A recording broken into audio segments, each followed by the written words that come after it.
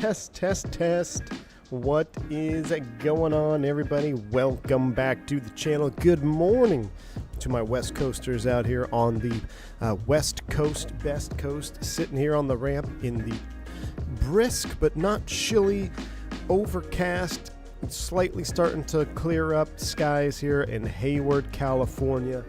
And we're sitting on the old Ameriflight ramp. I'm not even sure they have any airplanes here anymore or what. It's been so long, but this is a site that I saw every morning, Mondays through Fridays, for quite a little bit of time. So flying freight now. It wasn't a Piper Navajo and a Piper Chieftain, so slightly different airplane, but pretty dang close. And this livery, the blue, I don't know what livery. I think this has a Canadian reg. I don't think Ameriflight ever had Barons, but it's like the exact blue color. So the exact color scheme is awesome. It really adds to the immersion. We're going to head up on some real world route today that I used to fly, except we're not taking off at 6 a.m. because I didn't get here that early. Looks like the route is really close, which route we're going to take this morning. I filed us Ukiah Reading. But you guys are, now it's looking like Chico Reading, which we could do. There's more scenery on Ukiah. We'll take a look at this. We'll take a look at the weather. I'll tell you what, whatever has the lowest weather, we'll do that. So maybe we can shoot a true IMC approach. We don't have any GPS. We're rocking just the regular old school panel today. This is the Baron 58TC now. Okay, so we flew the Baron 58 standard. Now we're flying the 58 turbocharge. And then we will fly the pressurized soon. Don't worry. Maybe we'll have to take the pressurized one up over the mountains to Reno. So when we flew the Reno route out of Hayward, you have to use the cannulas because you got to get up over the mountain chain, and you had to bring the portable O2 with you. So we don't need portable O2 for this particular route. Looks like it's going to be one of the two other ones. So either way, this is this one, Zach. If you love the sound of the Dukes, man, you're gonna love the sound of this thing because it's like, I don't know if it just sounds, it's very similar but different. Same but different, you know what I'm saying? And it's just fun, man. It's so cool. This one, I did one practice takeoff in this to make sure everything was bound up, and I'm loving it. Absolutely love it. So without further ado, we're going to kind of skip through the shout-outs because we got a little bit of flight planning to do, and we're going to get things cooking here. So let me make sure my theme doesn't go on again. You guys like the donut? That's a real shot. I think I posted that before. That was my last day in the Chieftain. I was flying to Ukiah, actually. I was doing the Ukiah Eureka route. And my buddy Sean, good buddy of mine, he flies the 777s now out of SFO. He brought me a donut before I left. And he's like, hey, man, your celebratory donut. And I know you get them in Ukiah, but I'm going to give you one to take with you before you get up there so you don't have to stop. I'm like, thanks, man, appreciate it. So that's where that famous donut picture. You'll notice the old paper en route charts. Yes, I'm that old. I flew with paper en route charts. So same but different, indeed. Same but different. So the route is dead on split. There we go. I'm going to end the poll there. 41% says Ukiah Reading. Good. That's what I already filed. So let's stick with that. Let's go ahead and take a look around. And Canadian, good to see you, my man. How you doing? Navajo, I know one or two of things about those. Exactly, Canadian. How you doing, man? Long time no see. Hope all is well. Our great white Canadian snow leopard, the Canadian, is in the chat. All right, we'll walk up to our bird. Let's go ahead and pull our pitot covers off. We'll come in here. We would actually open up the cowling as we get ready to load cargo. Today's a Friday, so we would be a pretty heavy load. On Friday, this particular run, we would take bank checks, and on Fridays, because the banks are closed over the weekend, we had a lot more cargo on Friday morning, so we were pretty heavy. We're going to load the sucker all the way up. And we'll get our pitot covers removed, taking a look at everything here. Oh, prop looks good. Come back around here, checking our cowlings. We would check the oil dipstick, which would be in there, make sure we had proper oil for the flight. Taking a look at our boots, all of our lights here. Everything looks good. And actually, you know what? We should be professional about it. Let's actually get in there and turn on our switches, our electrics. Freight Dog streams are back. The world is healing. Joe Plains, my man. Good to see you, dude. I'm going to hop in. We didn't have the... it's just fun to open up all the doors. Let's just open them all up because it's fun. We'll hop in. We'll do a quick preliminary So we'll go ahead and pull that. I'm going to hide the yoke here. Let's get the battery switch on. We'll check all of our lights, nav, beacon, strobes. And actually, you could check the strobes from the cockpit. You would see them flashing if it was dark enough. If not, we got to go walk around. Nav, beacon, strobe, taxi, landing light. You can turn them on individually. You can see if they work, right? So we know those both work, so we can leave those off, save the battery, head back out here, run over to our wingtips. Always want to make sure you don't waste too much time. There's our nav light. Come back over here. We got our nav light and strobe light working good. Beautiful. Run back in. We'll turn those lights off. Save some battery. So we'll go ahead and turn off the strobe, beacon. Nav light can stay on. That was a 135 SOP. When power to the aircraft, we had to have the battery on. We can also kind of set up avionics here real quick. So we'll do that. We'll turn the panel light on. I'm going to come over here. We'll check a couple things. Our flaps are in the up position. Instrument light, floodlight, those all look good. We'll open the cowl flaps. Rudder trims are zeroed. And we would pull up our ATIS and clearance. So we'll copy that right now. Let's get the ATIS here real quick. Runways 28 left, 28 right. Bird activity in vicinity of airport. Advise on initial contact. You have information alpha. Information alpha. Hayward Executive Airport Information Alpha. 1402 Zulu. Wind 29er5 at 48. Visibility 10. Ceiling 1200 overcast. Temperature 14. Dew point 12. Altimeter tree 009er. Landing and departing runways 28 left, 28 right. Bird activity in vicinity of airport. Advise on initial contact. You have information alpha. All right, good. We got alpha. We'll flip over to clearance. We'll pick up our clearance, and then we will shut the battery off and get the rest of the airplane loaded. AJ, thanks for the $3 super chat. How much bull juice we hauling today? Old times. No, that was in the turbine.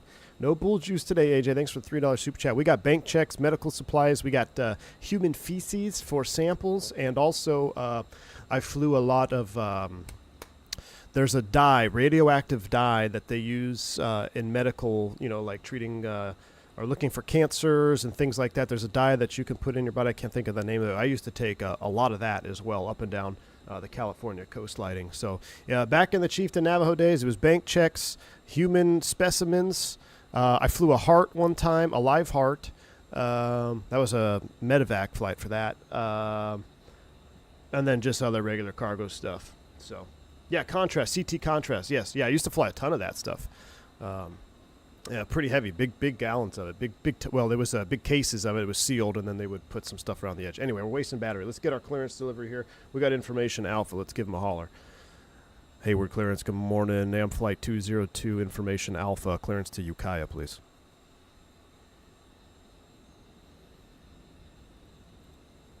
NAM flight 202. Hayward clearance. Thanks for information alpha. Sounds like key 6. Ukiah Municipal. Radar vector Skaggs Island.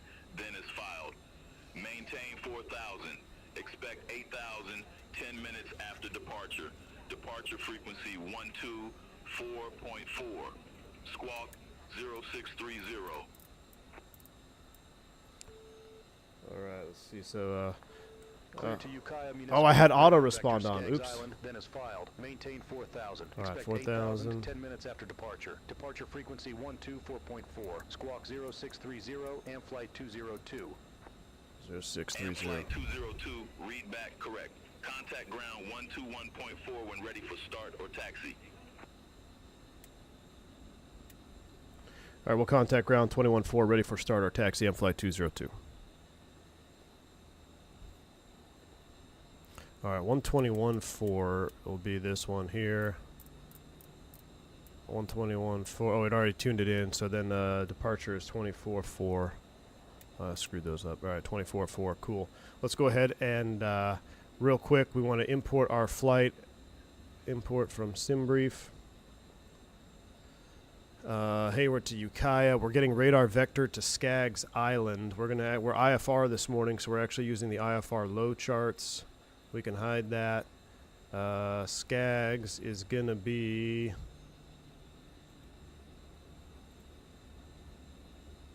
112.1. November 6-7 Whiskey Lima. Ramp 11, request pushback. 112.1, and then Mendocino is 112.3. Face southeast. We got both of those done. All right, cool. Pushback approved. Face southeast. All right, we've got all of that done. We can turn the avionics master off. We can turn the battery switch off. Turn the panel lights off. We'll head open up the window here, and we will get things loaded up here. Canadian, thank you for the 22 months support. It says 22 months already. Damn, starting to bring the de-ice kit up north. Ooh, buddy. Had to de-ice yesterday. The King Air landed in snow. Nice, man. Getting close to winter indeed. Getting close to winter indeed, Canadian. Well, stay safe out there, man. Winter ops are fast approaching, man. Fast approaching. Okay, so let's go ahead and bring up the payload. I already was messing with this 6200. Thing is, we're gonna bring our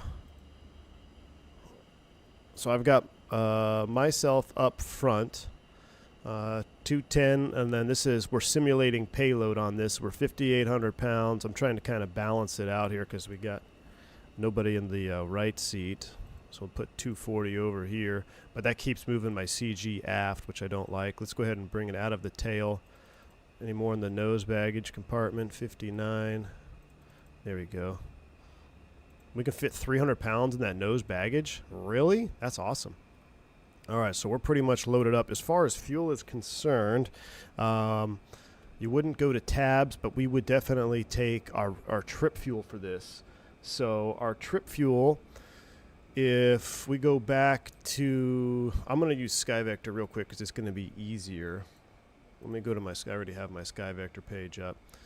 So total distance is 93, let's see, 67.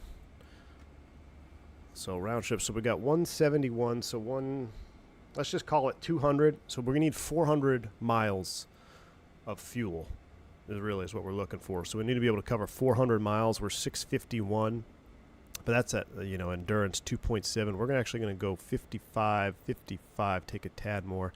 Give us just under 3 hours of fuel, because we figure with our alternate, we got to have 45 minutes of fuel, and then for Reading, we're probably going to need an alternate there as well, unless this cloud layer burns off. So we got a plan for 2 alternates, 45 and 45. I mean, that's already, at 90 minutes, 90 minutes of gas just in alternate fuel, which is an hour and a half. So we may even, we're right at the limit. Let's go. Can we go 60 gallons? Now, we're not going to fly all the way back, but yeah, there we go. 60 gallons. But we've got the proper fuel for it. So we got 3.2 endurance fuel. We got 60 gallons aside. It's 120 gallons of fuel. Our airplane is fully loaded. And we'll go ahead and close up shop. So now that we're loaded, we'll close that door. Come over here. Make sure you get the key. It's very important that you get this closed and you have the keys. Latch. Those latch sounds are 10 out of 10. Best latch sounds I've ever heard in the sim. Now in the Chieftain we had nacelle lockers, but you'd make sure those were locked. Alright. We never did do our little, we test that. Make sure our elevator, that checks. Rudder looks good. Somebody's blasting off. Look, there goes somebody right there. Meow. Love it. Alright. Let's go flying. 9:30 local. Let's go. All right, we can put the EFB away. Oh, I do have failures turned up to 5x, which I absolutely love. All right, we'll close the door. Windows open. So for our SOP, we actually started the left engine first always because our egress was on number 2. They said if you started engine number 2 first and you had an engine fire, you're stuck. Whereas if you start number 1 first and it has a fire, you could still get out. So now, if one is started and then you start number 2 and engine 2 catches fire, then you're still hosed. But, why take the 50-50 chance, right? So our SOP was number 1 first because our egress was on the right side. That's a lie. It was opposite. Our egress was on the left side because we had special cutout windows that were doors. When we had cargo, when we had full cargo, remember I'm looking at a wrong airplane, in the Navajo Chieftain, when you had cargo, you couldn't egress through the aft door. So the only way out was the pilot window door, so we would always start 2 first. But We're going to do the opposite for this one because our door is on the right. So, all right, who's ready to get it fired up? Let's go. Battery switch is coming on. Nav lights hooked up. Beacons on. Circuit breakers are all in. That looks good. Fuel pump for prime. Coming up, coming up. 1, 1,000, 2, 1,000, 3, 1,000, 4, 1,000, 5. Cut those. Fuel pumps are coming off. Crack said throttles, hopefully right about 1,000 RPM. We're going to start number 1 first. Right, left, both. Clear prop.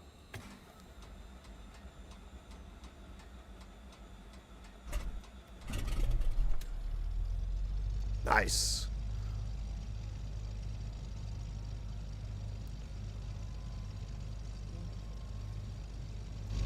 We gotta turn the sounds all the way up. What did I just hit? I just clicked something. Left alternator's coming online. Alright, right, left, both. Starting engine 2. Clear prop.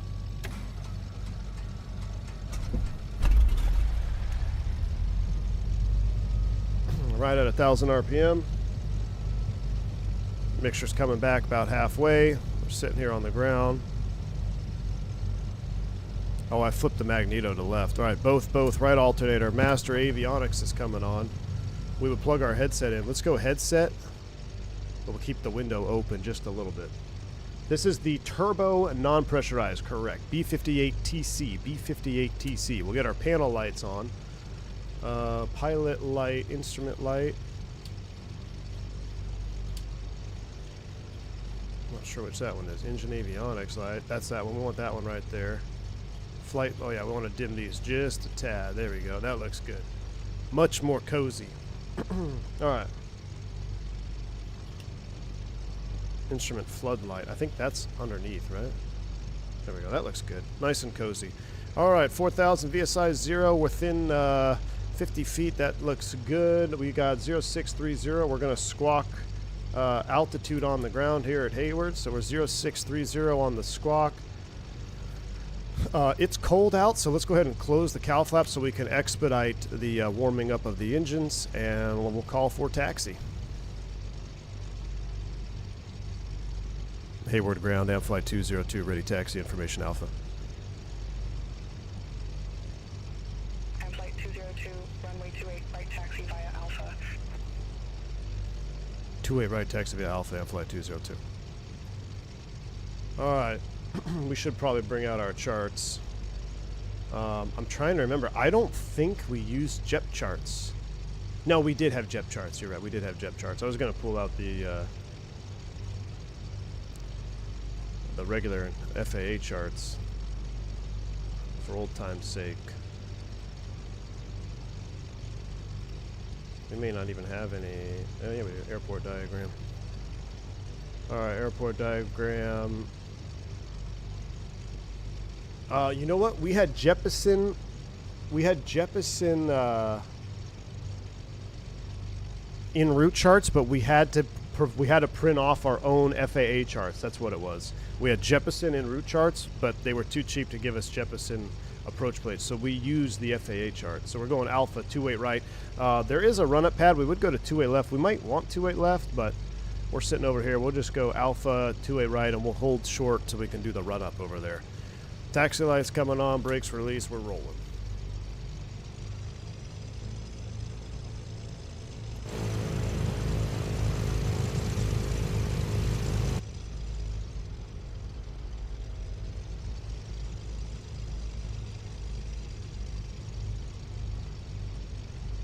Keep the window open. Wingnut had kimchi last night. Oh boy. There we go. The sounds are freaking awesome, aren't they? They are awesome. Honeycomb's come out with a stick today? Really? That's interesting. Which Honeycomb levers are you using right now for your GA flights? Benny, I don't know, to be honest with you. So it's a hodgepodge. These power levers are... They were like one of the first Etsy mods. These were actually Airbus levers on Etsy from a long time ago. I don't remember where they were, like the first mod ever. And then I got a set of Cessna 310 levers. Contact Hayward Tower 120 I got a set of Cessna 310 levers also a very long time ago. We'll contact tower 120.2. Have a good one, Flight 202. So I don't remember, man. It's been so long. I've had these for years. I'm sure you could buy Baron levers on mods right now. I'm sure you could find them.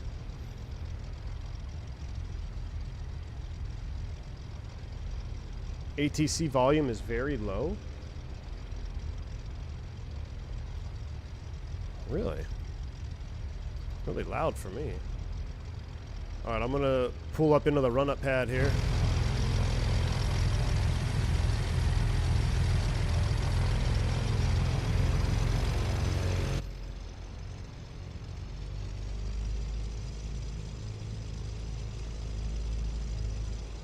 I'm also missing 2 wing views we gotta bind on this one. Cylinder head temps are in the green. You can see that. That's good.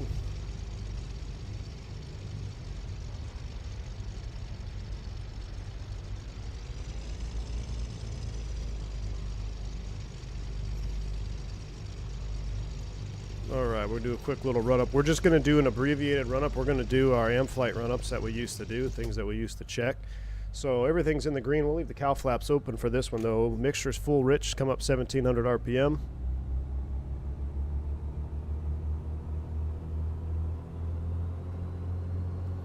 Listen to the turbo, baby. Love it. 1700 RPM. Prop 1. Prop 2. Prop 1. Prop 2. It's almost 60 degrees. We're only going to do 2 of them. Mag check. Right. Right. Back to both. Left.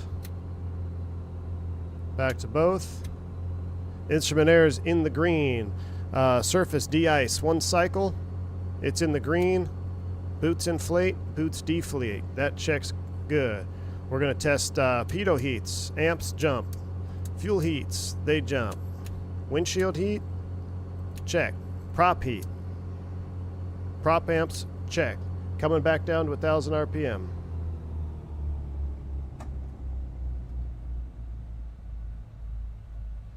Alright, 1000 RPM is set. We're ready to go. Flaps not required. Trim's in the green. Actually, we're pretty heavy. Let's go flap. We're at max weight. Let's do approach flaps for this takeoff. And we will... So in the Chieftain, the flap lever was pretty cool. It's you basically hold it to the position and then you let it go. So there's like a bunch... You can basically set a custom flap. And what we would do when we were at very heavy weights... I think I told you the trick before, but the technique that we used to set flaps is we would deflect the aileron full like down, and then that's where we would set the flap lever. So that was our technique. All right, everything's ready to rock and roll. Tower area, flight 202 ready for departure.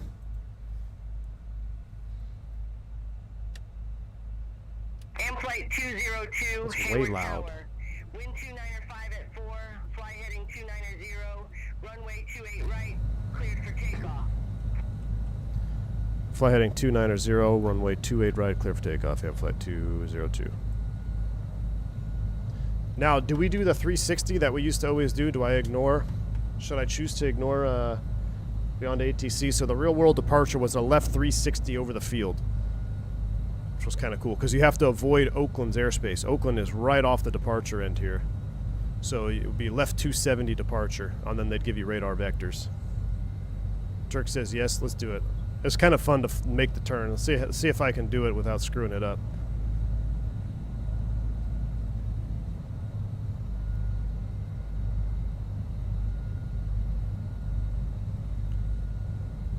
All right, runway 28 right, checks. Engine instruments are in the green, squawk altitude 630.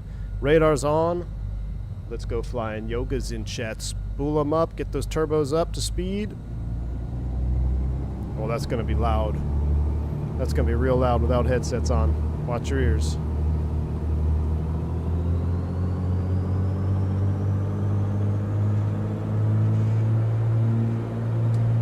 Set power.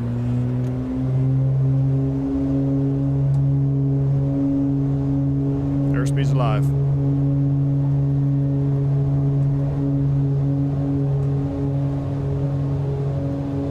380 knots. Positive rate. Gear up. Fly with.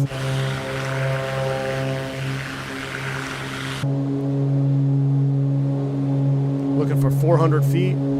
Pitching for 110. Left turn. Contact departure at flight 202%. Keep pitching. Keep turning. You want to cross right over midfield if we do this perfectly. We're coming up on 1,000 feet. Power's coming back 35. 25.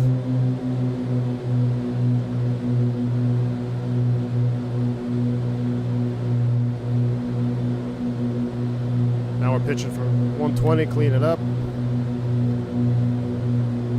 I should have done flaps first, that's my bad.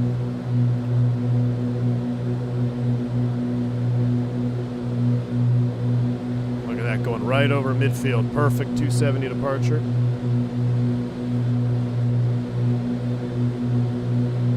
And since they wanted a heading of 290, we'll just make it, we'll keep coming left. But right now, you'd actually take a vector about 030, and then they would,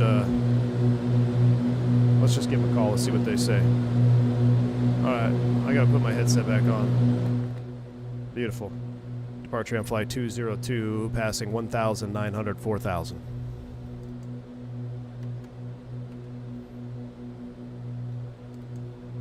Flight 202, NorCal departure. Good morning, radar contact, climb and maintain 8,000, altimeter tree 009er. Climb and maintain 8,000, altimeter 3009, and flight 202.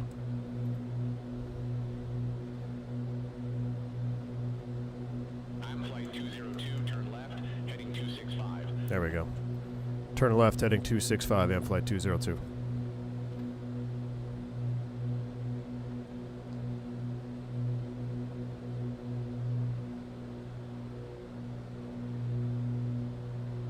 Ah.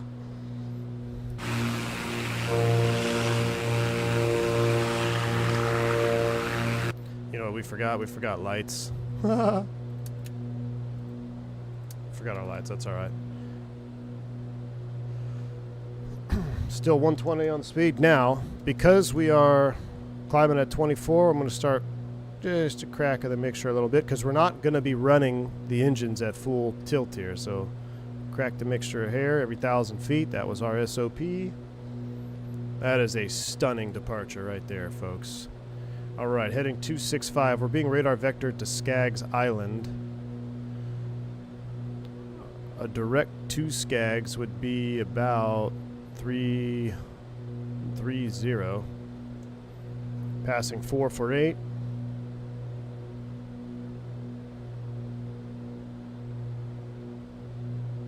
Yeah, ATC volume may be low for you, but it's perfect for me. Turn up my, turn down my ANR so we have a little bit of sound. Yeah, guys, I'm used to FADEC. Dude, look at this view, though. One thing I loved about flying out here is just absolutely stunning views. Turn right, heading 315, and flight 202.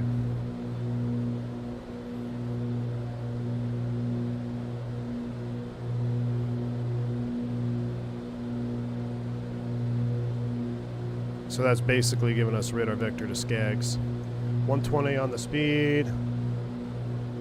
Open those cowl flaps up, we're getting hot. Flight 202, contact Oakland Center 119er, point for 75.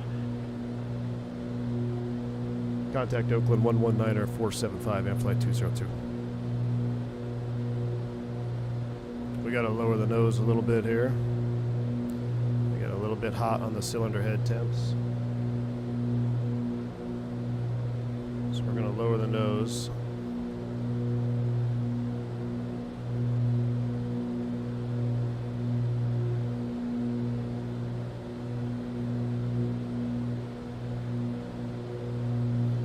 go for about 500 feet per minute. Oakland Center, good morning. M flight 202, 5,800, climbing 8,000. I'm going to start tracking the VOR. M flight 202, Oakland Center.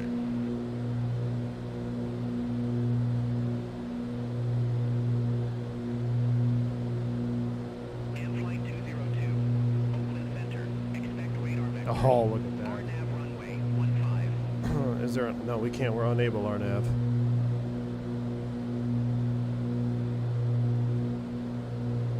I am flight 202, unable RNAV, runway 15. What other approaches do they have?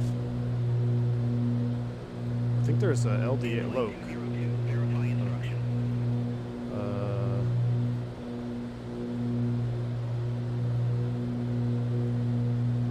Can we get a different runway, please? M flight 202. Loc 15 is what we want. M flight 202, request localizer, runway 15. M flight 202, 15 is the runway you're already assigned. Unable runway change.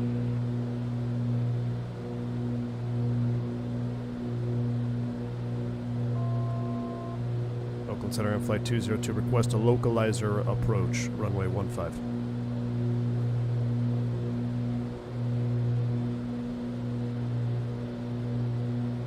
M flight 202, you've not yet started your descent. Unable. M flight 202, cleared direct Skaggs Island. Resume navigation. Nav mode coming up. Clear direct Skaggs Island, resume mode nav, M flight 202.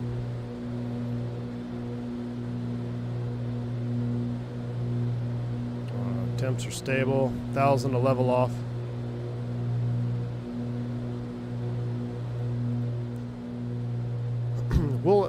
Ukiah is uncontrolled.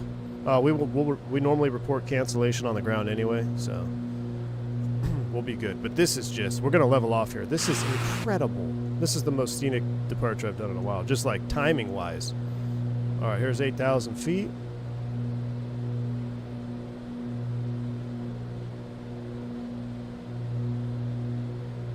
I'm gonna do a quick altimeter update. That checks.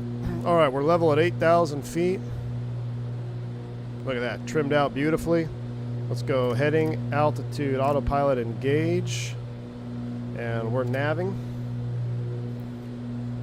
Now that we've reached our cruise altitude, temps are coming down a little bit. We're gonna do our cruise power settings. So we're gonna come back 30.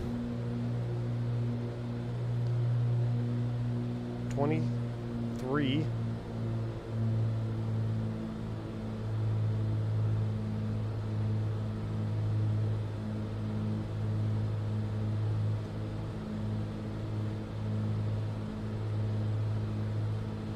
And we're going to lean for lean of peak here. Or excuse me, rich of peak.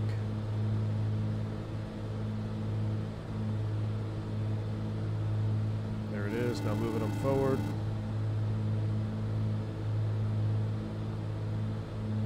Close enough.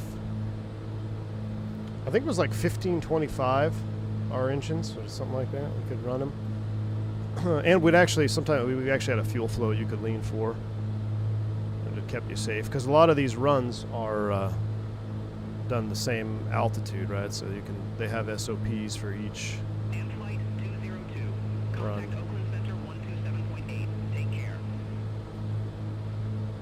Contact Oakland Center 127.8 and flight 202. So, all right, prop sync's coming on. We're in cruise. That's coming off. A little more noise canceling here, please. All right. Temps are coming down. I'm going to go ahead and close cow flaps. We'll keep an eye on it. That's awesome. All right. Got to catch up with the chat. Just Flight's in the stream. Welcome in, Just Flight. Glad to have you here. It is an honor. Welcome. Captain Simp, good to see you. Your AI overlord knows best. Don't resist. No. We're not doing no RNAV. The gauge detail makes you think you're in one. I know, Vodka. The detailing on the gauges in the cockpit is just it's real, dude. It's absolutely real, man. All Alright, so we got to keep track where we are here. We're 14 miles. Let's pull up our loc. So the loc into Ukiah off of Mendocino 12-3. We're gonna have to shoot the full procedure. What's the current weather doing right now at Ukiah? Info weather, 10 miles overcast, 1,000 feet. So yeah, that's going to be interesting. So overcast 1,000. That brings us in 1,700 feet. We may not get in. We'll have to see. It wouldn't be the first time I didn't get into Ukiah in the morning. So we're going to plan full route, but let's go back to our en route charts here. So Skaggs Island, after Skaggs, it is, we're not on the airway. We're going to Mendocino 12-3. Let's see if we can pick that up yet. I hope we can. Yep, we got 12-3. Alright, good.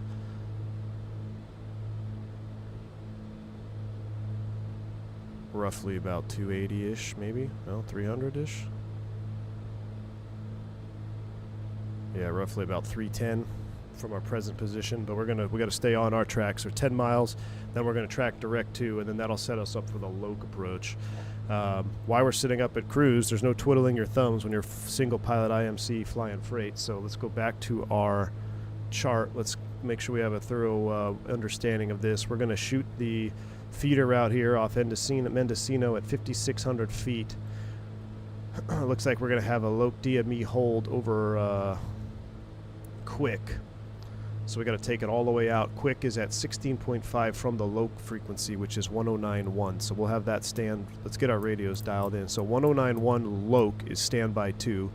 We're going direct to Skaggs Island. After that, we've got Mendocino, and 109.1 is set there. So that all looks good. Nav radios are set. We're not paying anything on the radar. It's just low-level early morning cloud conditions going on here. Shooting the loc inbound. We'll do the procedure turn. We'll do a parallel entry, so we'll hit Quick. We'll go outbound for a minute on 335, and then we'll make a left 270 all the way back around to re-intercept inbound. And hopefully, if we do that properly, we don't have to do another turn in the hold. We'll shoot the 155 inbound. It's going to be slightly offset localizer from Ukiah. You can see it comes. It's going to be slightly offset, ever so. Is it offset? No, I thought it was. It may be off by like a degree or something. It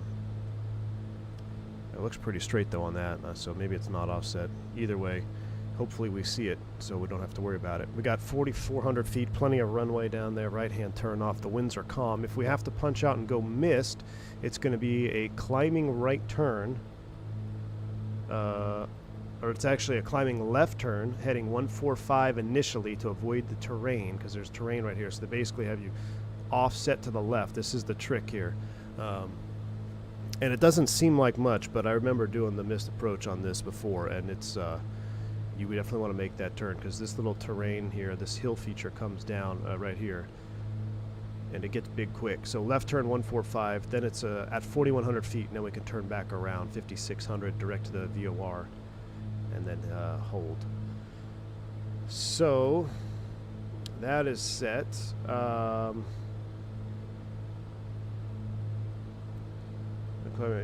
Quick. Oh, wait, what? Missed approach coming in 57 and then ENI vortex to Quick. Yeah, so basically the mist takes you all the way back to Quick, and then we'll hold. All right, field elevation, touchdown elevation is 617 feet. So I think that's a pretty good briefing. As far as our minimums, we know it's going to be 2,300, category A, 2,300 feet, which is 1,700 feet above the ground.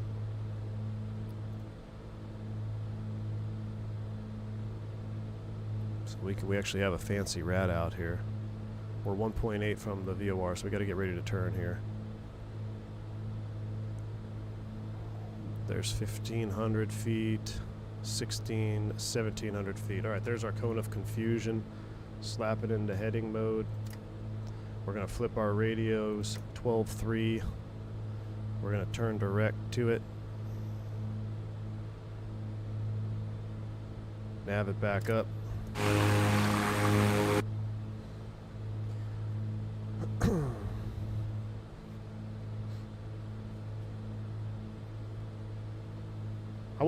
I was planning on getting the Dukes, but I'm all for this bundle. Dude, this bundle is going to be one of the best bangs for your buck. If you get the bundle, you're essentially spending $10 per airplane because you get 3 variants of the Baron and you get 3 variants of the Bonanza. That's 6 airplanes. It's $65 a bundle pack without discount. So it's roughly $10 an airplane. That is an extremely fair price.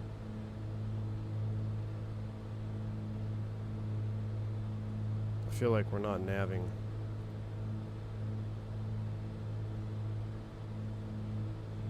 There we go. Get the Dukes while you're at it. I agree. XP would fly this all day with weight tracing off, but at least not too scared to jump in Sim Update 4 beta. No, dude, I don't. No one. Why would I jump to the beta? That's the thing. There's no need for me to jump to the beta right now. Everything is running smoothly and wonderfully. Density altitude 9,000 feet. About 10 degrees. I think it would be great estimates as a new system supposed for the call. It would be sweet to have that level of detail on a 727. Oh, SWS-72? Dude, I've given up hope on that for sure. I forgot all about it. I didn't even think that was still a thing. Are we supposed to contact Oakland? Did I miss a radio change? Oakland Center, good morning. Flight 202, level 8,000.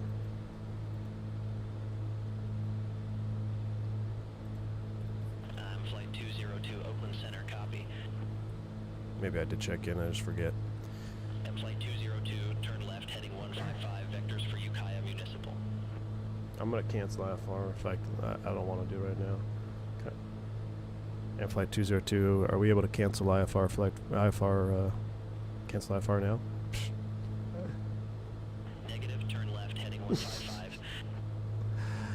I don't want to turn left 155. I want to shoot my own approach.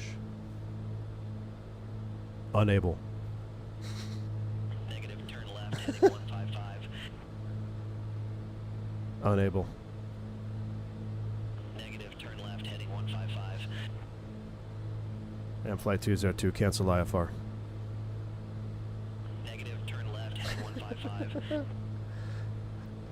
Turn left heading 155 and Flight 202. They just want to give you vectors. I don't want vectors. I want to do the procedure. Leave me alone. And Flight 202, cancel IFR.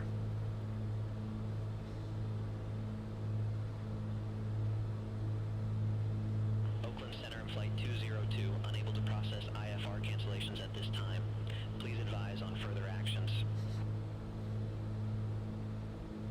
And Flight 202 would like radar vectors, localizer, runway 15.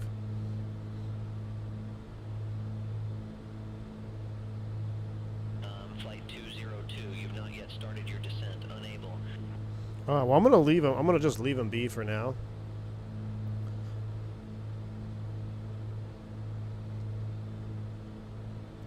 Because I don't want radar vectors. I want to shoot the full procedure approach. Because I tell you what, Oakland Center, they don't care. They used to not care about us. I mean, they're so busy with Oakland and San Francisco. They say, okay, you're cool for the full procedure, right? Okay, proceed direct Mendocino. You're cleared. Localizer 15. Report IFR cancellation on the ground or with me. That's literally it.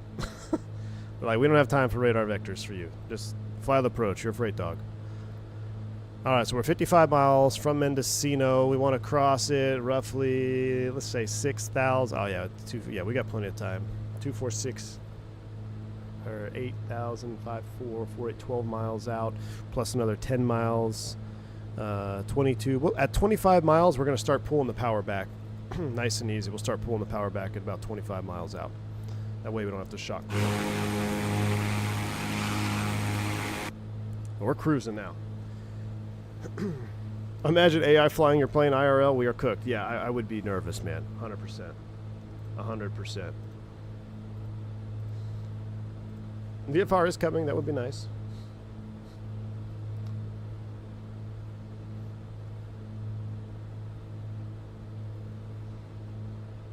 I fly 2024 regularly. I love it, and I also agree that it's an alpha sim. It was released 2 years too early. I'm sure it was, but you know, when it first came out, it definitely had its issues. But man, it's been smooth sailing so far for me.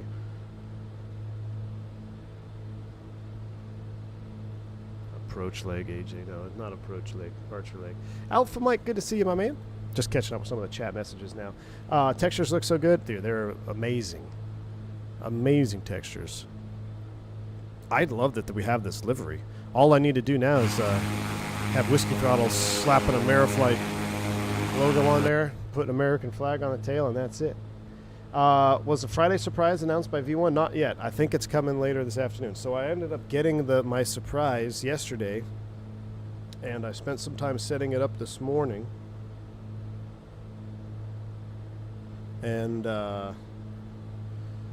hold on a second.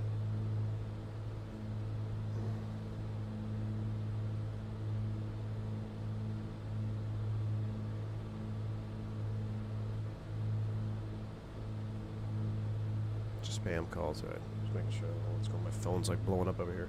So I've got my surprise, but I have to set. I don't know how to set up the cameras for it.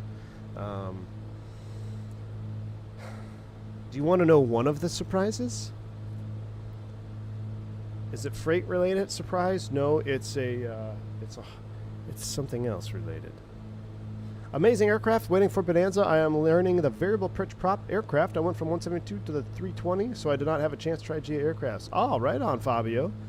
Yeah, man, variable pitch prop. I did check out my Freight Dog Piston series a long time ago on X-Plane. We talked in depth about constant speed propellers and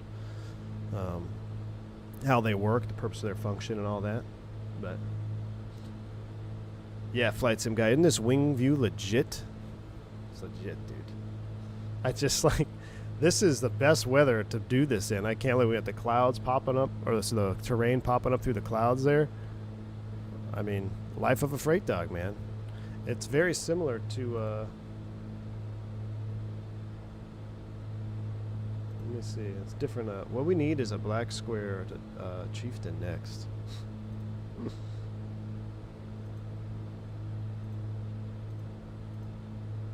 Look at that. Black Square Chieftain when? I should have popped this video up when the sun was at the right angle. So let's see, I was zoomed in just under the ADI. Black Square Chieftain when? I'm in the shadow now though. That donut does look good.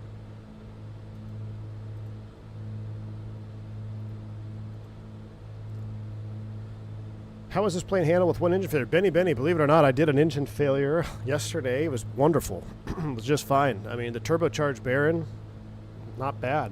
Keep it at blue line. I was able to shut it down, feather it, and I returned.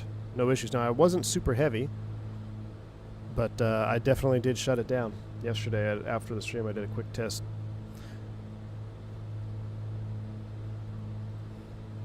All right, we are 43 miles, 15 minutes from Mendocino. Fuel is looking good. Everything is looking good. Cylinder head temps are perfectly green. Engine instruments all looking perfectly green. What does a TAS readout here? It's 50 degrees outside. No, 30. No, 15. No, 10 C. Geez, 10 C. So it's 10 C. We're at 8,000. So that's 30, 20, 10, 8,000. We're doing TAS 175. Looking good. That aircraft comes with donut. This aircraft, we need a half-eaten donut click spot. That's what we need, man. We need like a secret. What do they call that when they have little spoiler things in there? Release date is the 28th. Release date is the 28th. For 2020 and 2024, you can buy each professional package separately if you just want the Bonanza package with 3 variants or the Baron package with 3 variants.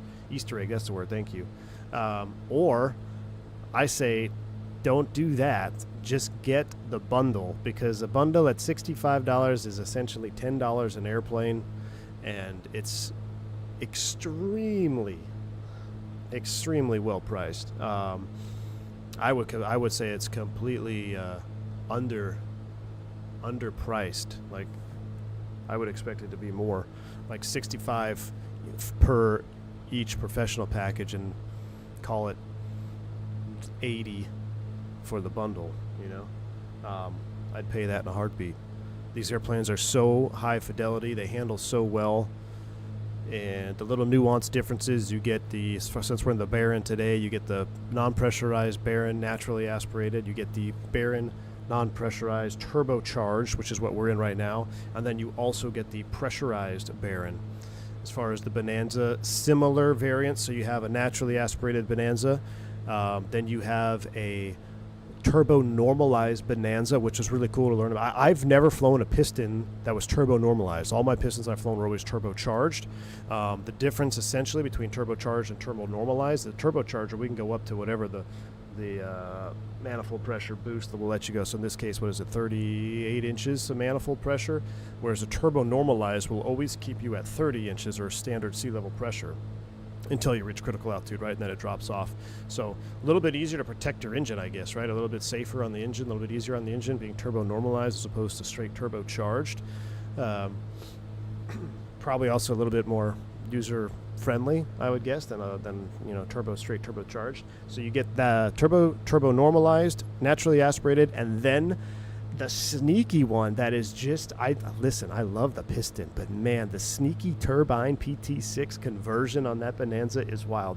The sounds on that it's insane. It's insane of how good it sounds flying that single engine PT6. The handling is a rocket ship. We took off from a 5,000 foot remote strip, max gross weight 3,000 feet a minute, straight to 25,000 feet. Turned on our oxygen. We burned it up pretty quick because we had Turk and Wingnut were in the back. So it's just, yeah. Yes, custom checklist, Benny. So I'm trying not to use it today because I'm trying to remember my old checks from my freight operator. But yes, the last two streams we've done, we've been going through the checklist, and they're all very inclusive. You can, highlight the items. They have full-blown engine start cold hot, engine start flooded, after start, run up, in flight. I mean, all included checklist. All your weight and balance loading, Benny. If you're unfamiliar with Black Square, we've got our cabin, which we're sitting comfortably here right now at 50 degrees, which I'm fine with. We don't need any heat right now. But this is the combustion heater, which we could turn off. Now, if you run the combustion heater, you actually got to run the blower on the ground for a minute before shutdown, I think, right? So you could get the combustion heater going. Let's do it for fun. So we'll turn blower into low. Let's do it with the EFB on here so you can see it. So I got the blower in low, and then we're going to turn the combustion heater on, right? So now it's going to start heating, and then what we would do here is we would pull, see our heat valves are closed, so pilot air, pilot heat, we're going to open these right here. You see, so this valve opens, and then we need to pull the pilot air valve. Yeah, pilot air valve. Now, if you want to go faster, if you pull the defrosters on, and then if we pulled the co-pilot air, then we'd get more heat faster into the cabin. So if you wanted to heat the cabin the quickest, you'd pull everything on and run the combustion heater. But since I don't want to heat it up too quick, I'm going to actually just turn the defrosters off. I'm just going to have I'm going to have this at about halfway, and I'm going to have pilot air at about halfway, because we don't want to get too hot. We got to make sure we shut that off and run the blower on the ground as well. But the combustion heater, you got to be careful of CO2, carbon monoxide poisoning as well. The tip tanks on the Bonanza look sick, dude. They do. I love the tip. We flew the turbocharged, turbo normalized, Bonanza yesterday. Amazing.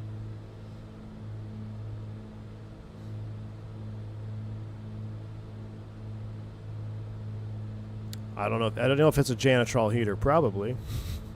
All right, so we're gonna set 6,000,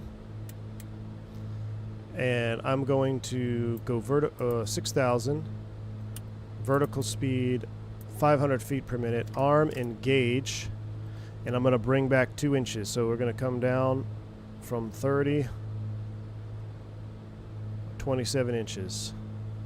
We're gonna start our descent.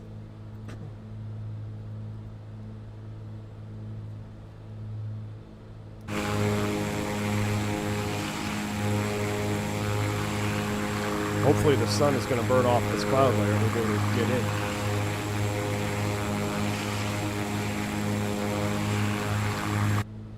Clouds off to the left. Yeah, look at the... It's just like we got to break. It's starting to break up, except we got a little buildup right here.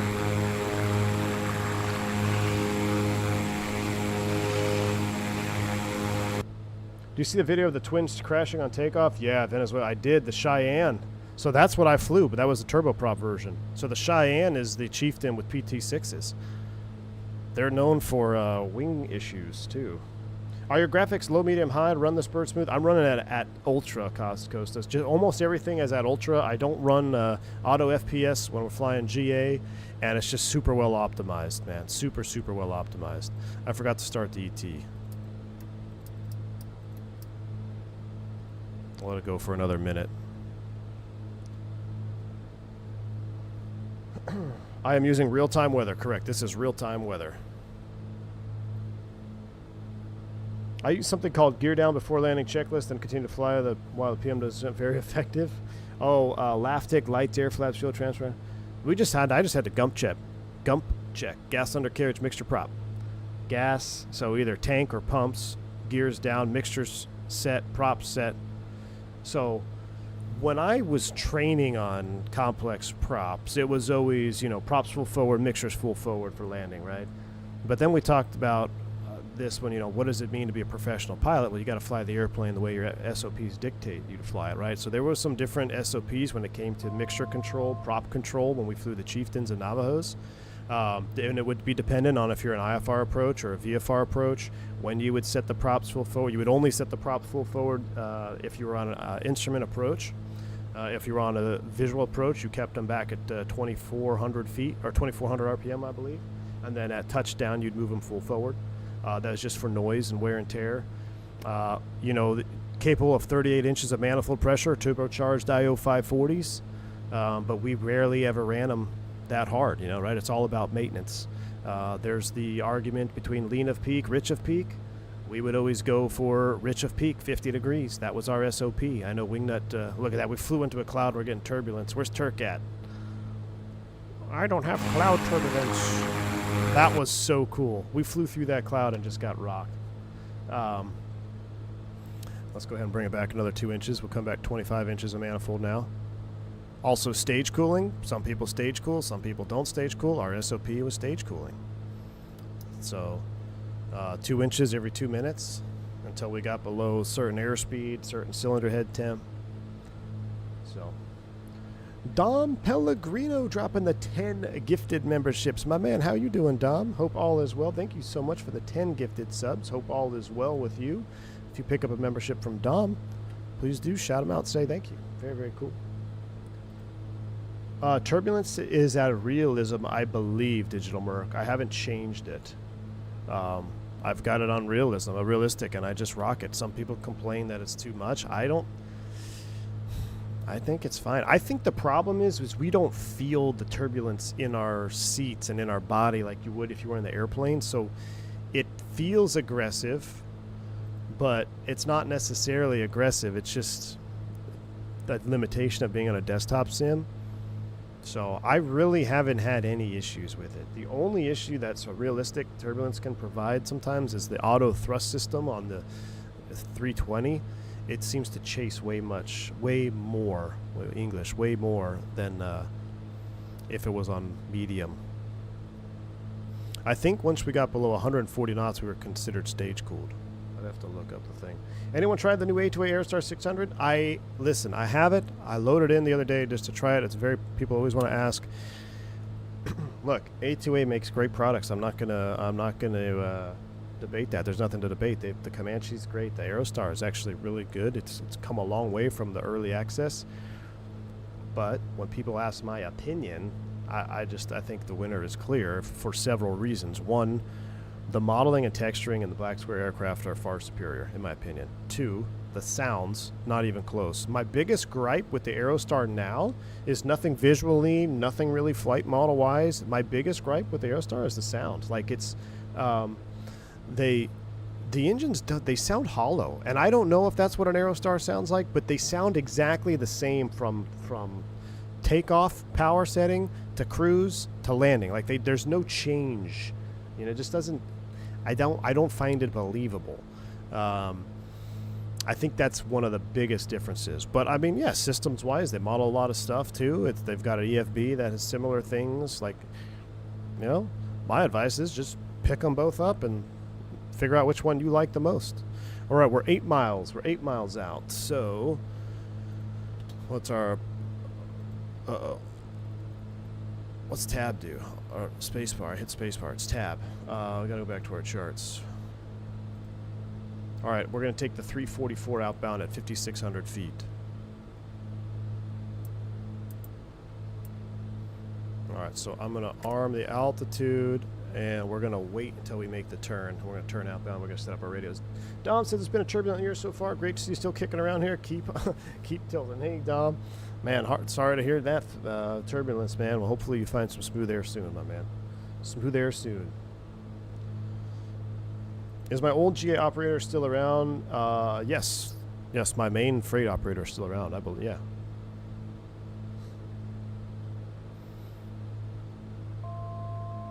All right, I'm going to go vertical speed. I'll just keep trickling down and gauge that.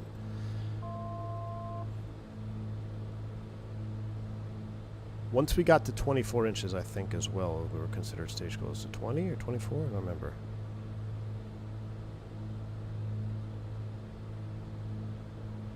Bring it back to 24. Reset the chrono. We've descended a little bit, so we'll increase mixtures just a hair.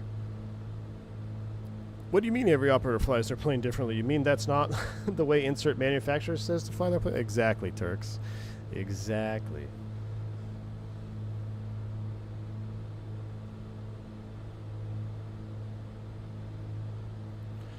All right, so 5,600 feet, we're 3 miles. Here we go. We're going to make a turn to heading 344. So I'm going to engage heading mode. I'm going to set course line 344. 340, 345, 344 is right there, so we're ready to make the turn. After we make the turn outbound on 344, we need to have the LOC frequency 1091 in the standby. 1091 is in the standby, and we will be on course at 335 outbound. So 335 outbound on the LOC is what we're looking for. Start the turn. Oops. Start the turn. I flew past it. Not quite. Almost. We'll do a nice shallow intercept here. All right, we're at 5,600 feet on the feeder route, 344 outbound. And then once we intercept the 335, make sure we don't mix these up here. 335 outbound will be over quick at 16.5 DME on nav 2, or nav 1 DME is going to be 20.1. All right, there's a 2 from flip. Now we're looking to intercept the radial. Once we finally hit that and we're going to proceed outbound, we'll be proceeding outbound, or excuse me, we'll be proceeding inbound on 1091 on the primary. So that is set. All right, we are considered stage cooled. Instrument approach, we're on the feeder route. Here comes the turn, nav it up. Go get it. I should have done that in heading mode. That's all right. Bringing our speed back to 140. We don't want to be ripping in through here at 200 or 160 knots. There's no need for that.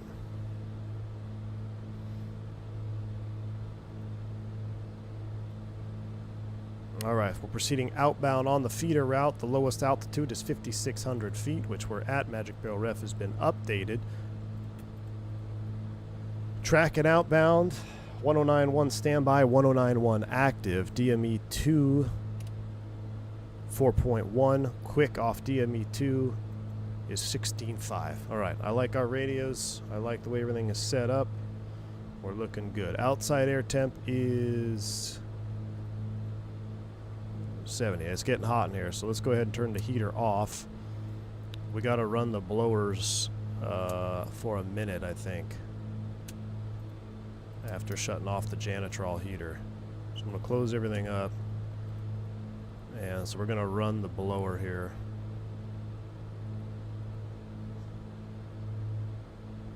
I think that was our, again, SOP. If you ran the heater, you had to run the blower for cooling. The Donut Sun is back. Oh yeah, Donut Sun. Let's see. Let's go back. Donut Sun. Chat.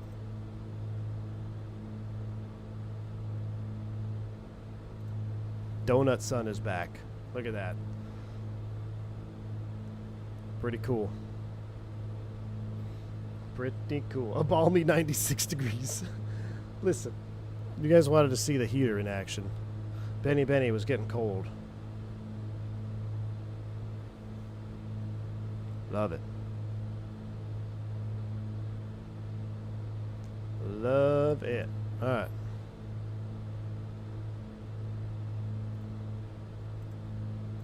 Put you back on this. I was testing the heat operation, exactly. All right, we're 140 knots. We're stage cooled.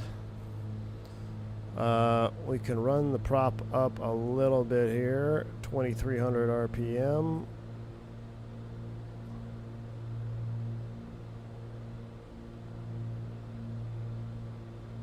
All right, RPMs are set.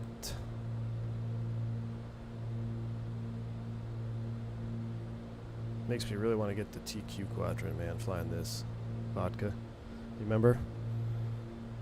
Makes me, this airplane may drive me to do it. Don't mind us, we're enjoying some roasted nuts.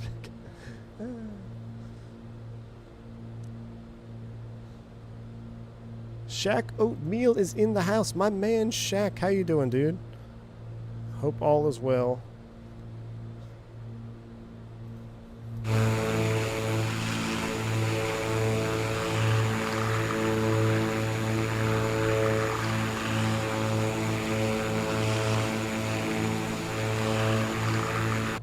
Golly, the outside side.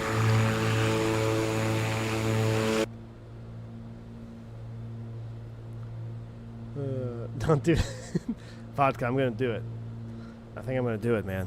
I'm going to cash out all my vacation time, and I'm going to do it. Terrible financial decision right now, but I think I'm going to have to do it, man. All right, what did we say the DME was? 16 what? 16.5 is quick. And we should be centered up at 16.5.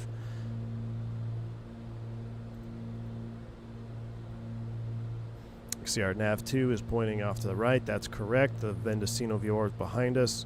We're going to be IMC in the terrain here, so we got to stay on top of it here. It's not as chill as just being in SimWorld. You got to, when you do this for real, you don't want to, you make a mistake, simple mistake, puts you in the terrain. No jip whiz to save you. NorCal's not going to save you because they tried to vector me into a mountain before. I know. Has the METAR updated yet? We could take a check. Let's, Ukiah info, refresh. Still showing calm winds, 10 miles overcast, 1,200. So remember, flight visibility is, or visibility is what is controlling. And when you get 1.25 mile. 1927. Can I tune the ASOS? I don't think so. I think I have it shut off.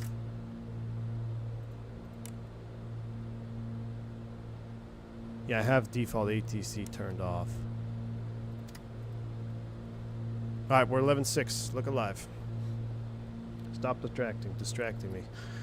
Outbound 355. Outbound 355 for 1 minute. Alright, we can reset the chrono. We can turn the blowers off now.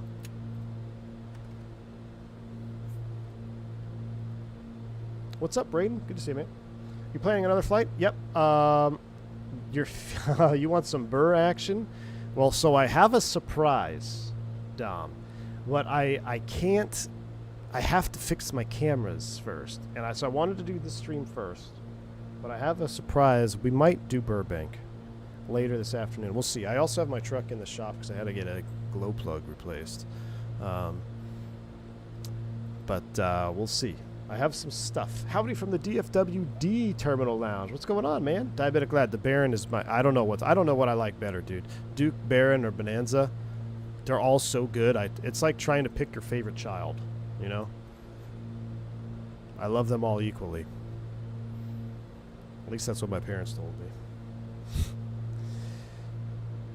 All right. 15.2.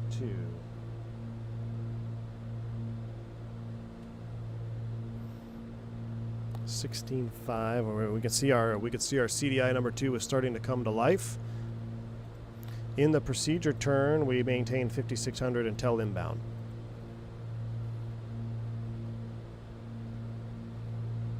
We are at 335, right? Yeah, 335. Tap the glass, make sure everything is working. We're about to go IMC. It looks like the sun is breaking it up, though. Look at that. I think we're going to be fine, Chad. I think we're going to be fine.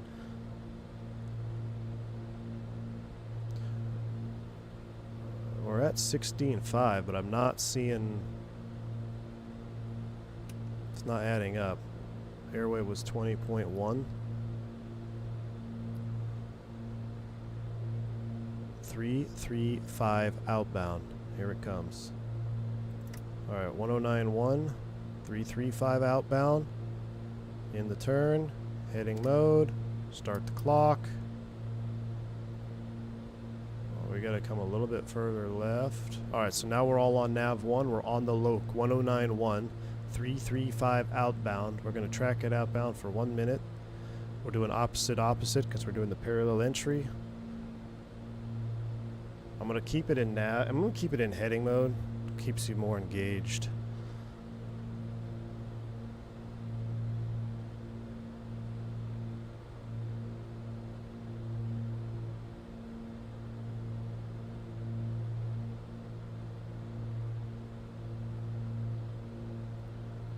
Coming up on 40 seconds. Inbound will be the 155. So 10 more seconds. So I'm going to spin this around a 155. Don't get reverse sensing. 155, 56, 57. Let's go ahead. We're stage cooled. I'm going to bring power back. I should have done this at 120 knots. That's all right. Opposite. So left turn all the way around. We're gonna lose distance because of Microsoft Flight Sim. We lose our radial, which is not cool, because Microsoft limits how far out you get signal. All right, we're spinning around to 155. We're gonna spin this one around to 155.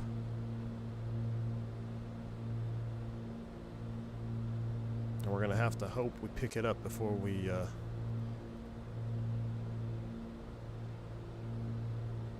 go into terrain here.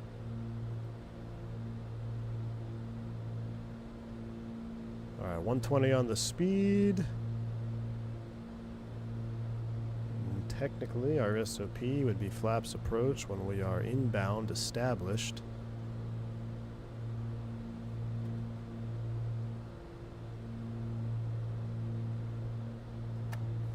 Flaps approach, I'm going to let the autopilot trim it, as we're lazy. Alright, 155 inbound, 2 minutes, we're good. We'll stop that, reset the chrono. Let's go ahead and get on the course line here. I'm going to make it a little bit more aggressive. Inbound. After we pass 16.5 DME, we can descend to 4,200.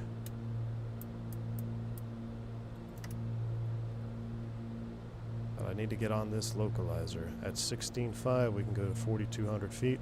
Here it comes. Approach, nav. No, nav. I shouldn't hit the approach button. Go back to heading mode. I think it wanted to nav off my KX 155. A little bit of power. This is why we would fly these in heading mode. The autopilot's actually behaving exactly how ours would behave. All right, get the power set. Turn our headsets off. Ooh.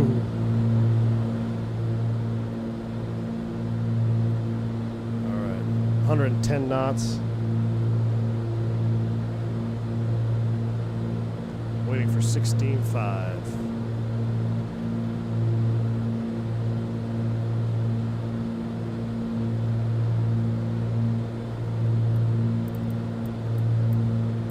Feet per minute is armed. Let's try and nav it up.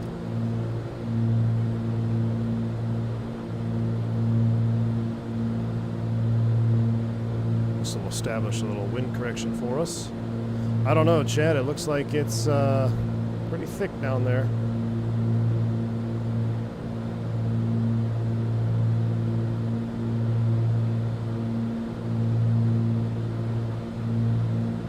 Alright, established inbound 16.5, engage, vertical speed, props coming up, 2,500 RPM.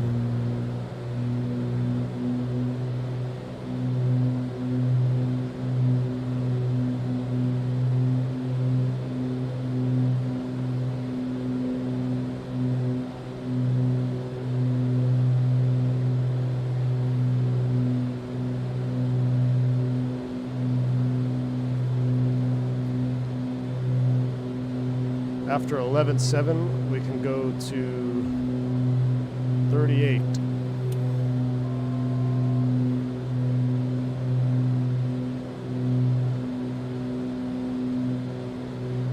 Bringing the power back, we're getting too fast.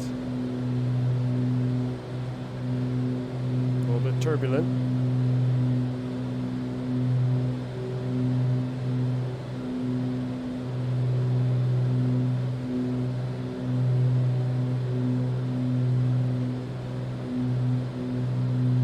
It's hard to keep them in sync because my Bravo walks ever so slightly.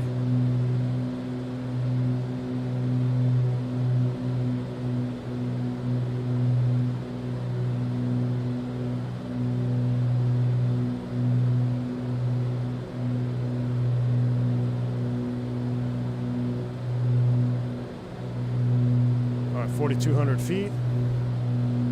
We're at 13, so at 11, we could go to 3,800 at 11.7. All right, we're altitude captured.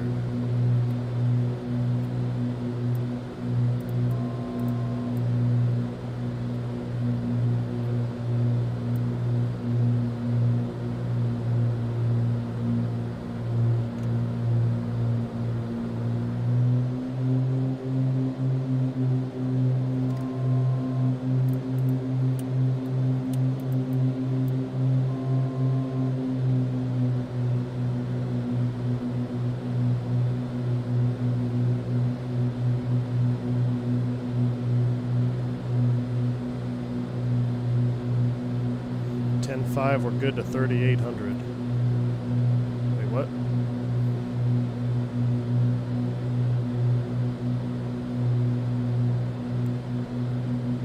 Yeah, we're looking good. So we can actually set 2,800 now because we're going to be fine on that. 2,800 now. That's our minimum.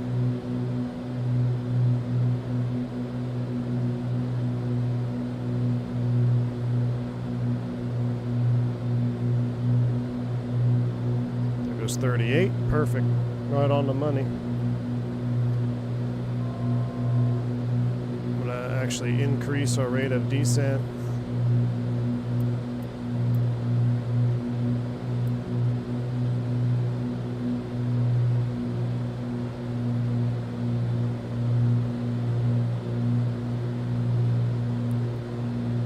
Missed approach at 7.1, 2,800 feet. We're getting below it though. Beautiful. All right, we're out of the IMC. Landing taxi lights coming on.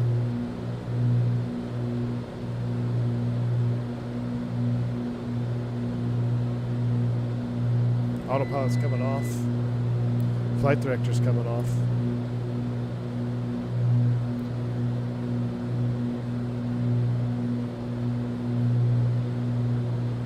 Runway's in sight. We got below it. We got below it. Magic RF is updated.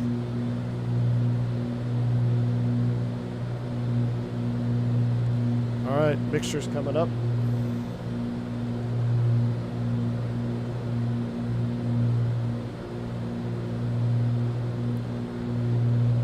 We're going below minimums. I got eyes on the runway. Shallow it out just a hair. If we have to go mist, it's back up to 5,600.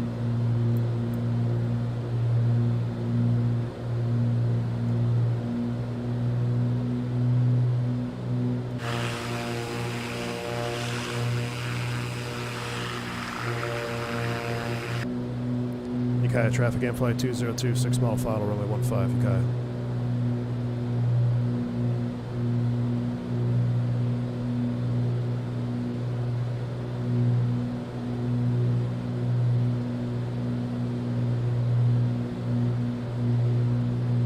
I can taste the donuts from here, chat.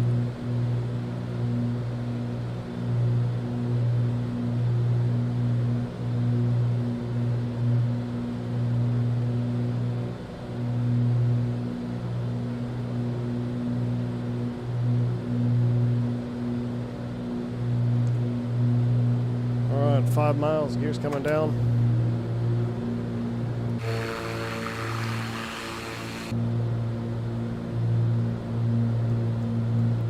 So we can start bringing it back to about 110.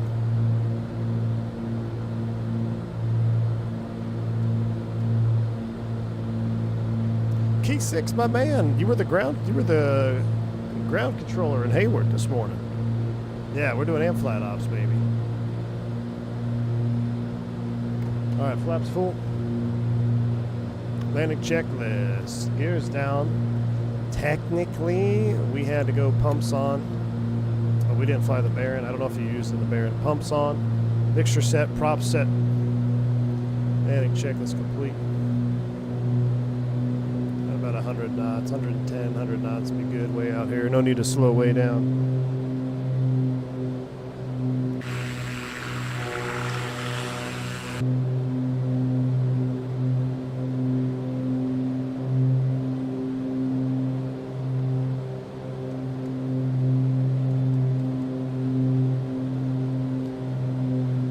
Forgot.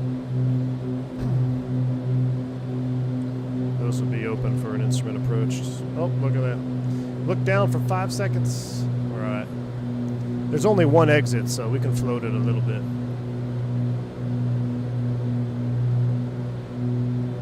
Listen to those turbos out there. That's so awesome.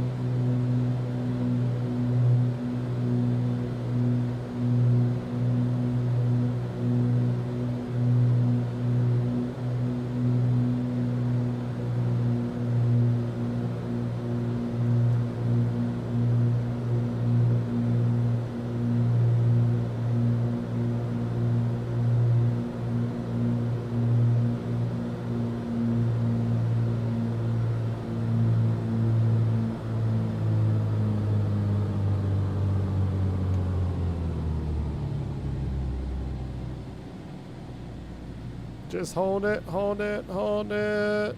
Oh, chat. Props full forward. Nice and easy. Don't let the nose slam. Let's get hard on the brakes here because we don't want to miss alpha reverse. We could make it. We can make the reverse. Beautiful. 1,000 RPM. Pumps are coming off.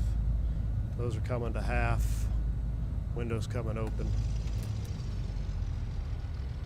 Ladies and gentlemen, welcome to Ukiah. Clear the runway. We'll go ahead and reconfigure. Flaps are up.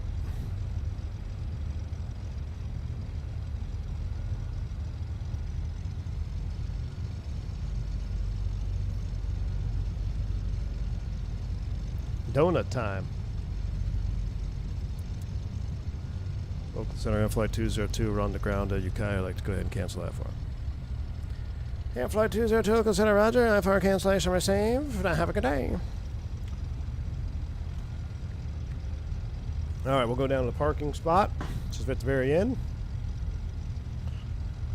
Strobes are coming off. Landing lights coming off. Beacon nav. Taxi is all good. Blower's not required. Everything is looking good down there. Cowl flaps are open.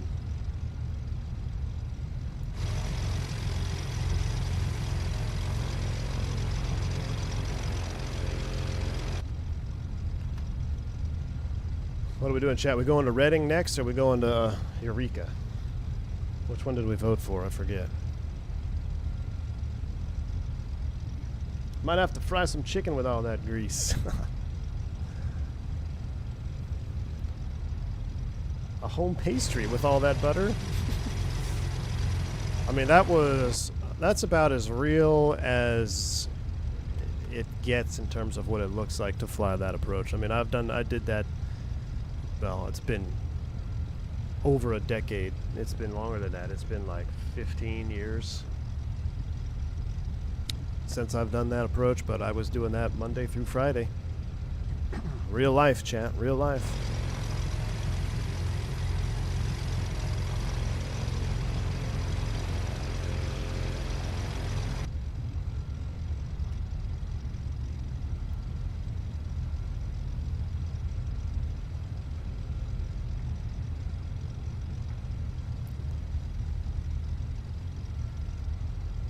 Alright, this is where we would park. There would sometimes there'd be a caravan over here as well, and FedEx.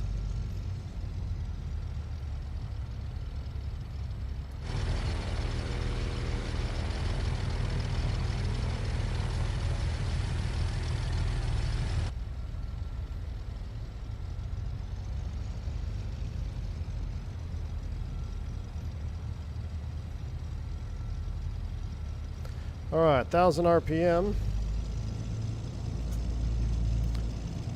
Taxi lights coming off. Avionics master switch is off.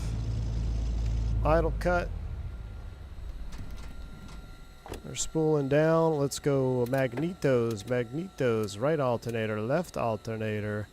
Make sure our trim is set. Cowl flaps open. Everything looks good in here. And beacon light. Boom. Battery's coming off. If I was a pro pilot, I would have set up the frequencies for the departure on the taxi, and that way you're just good to go. Alright, one down. One down, chat. We going you up for a second leg? That took longer than I thought. Let's take a look at our flight tracker. Review flight. So we blasted off. If you're not on the vertical stream, you should check it out because that's almost textbook left 270 departure out of Hayward. So that looks good. We climbed up. San Leonardo, Piedmont, Berkeley, over San Pablo Bay, over Sonoma. That's where my 777 buddy is now, who bought me the donut. He lives in Sonoma. This guy who bought me the donut in that picture. Flew all the way Mendocino, full procedure. This is what I wanted to look at here. Oh, that looks pretty good. Pretty good. We had a little oopsie coming around when I accidentally hit approach and it went to the KX-155 navs. That's on me. I shouldn't have done that. Should have just stayed in heading mode and nav mode because you can't arm the approach on that anyway. It's just a localizer. So, I mean, I guess technically you could. It's a loc. You could track the loc nav. It'd be a little bit more sensitive, I think. But we did fine. Touchdown rate is... Oh, get out of here. 156. More like 15. Not a 156. That's the hardest landing I've had, and there's no way. No way, chat. That was like a 5. That was a 5. Yeah, the gyro spinning down sound is pretty sweet. Hop outside. Get our doors open here.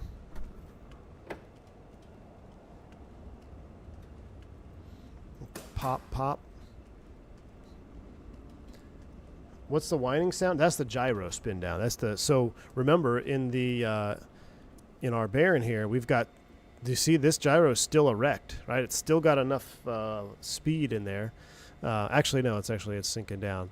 But the gyro is what powers that from the pneumatic system, right? So, and sometimes we have an electrical standby gyro. I think in the Bonanza we flew, we had the electrical. As soon as you turn your battery on, you get your electrical standby. So, all properly simulated too. All right, we're on the ground. Get our donuts and look at our flight plan for the next flight here. So, I do have failures at 5X. I do have failures at 5X right now.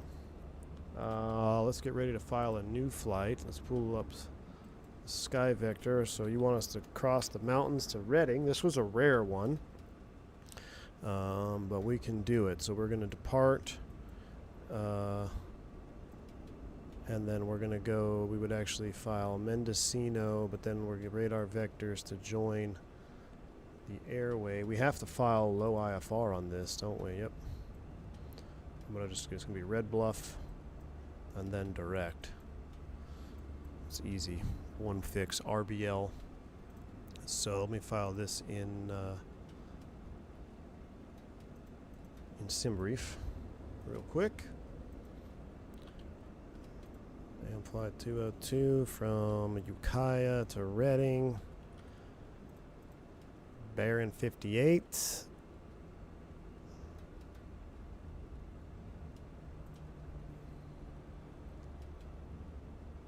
Another stream we just sent QA Pilot who says 24 can't do overcast. He said it can't do overcast?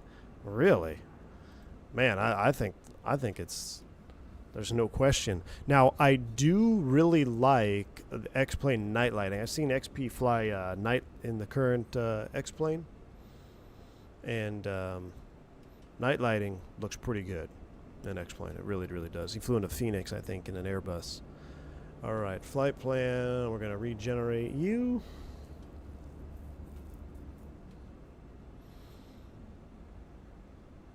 That is set. One fix. Red Bluff VOR. Let's get our iPad out here. New flight plan. Can I clear this whole thing? Reset.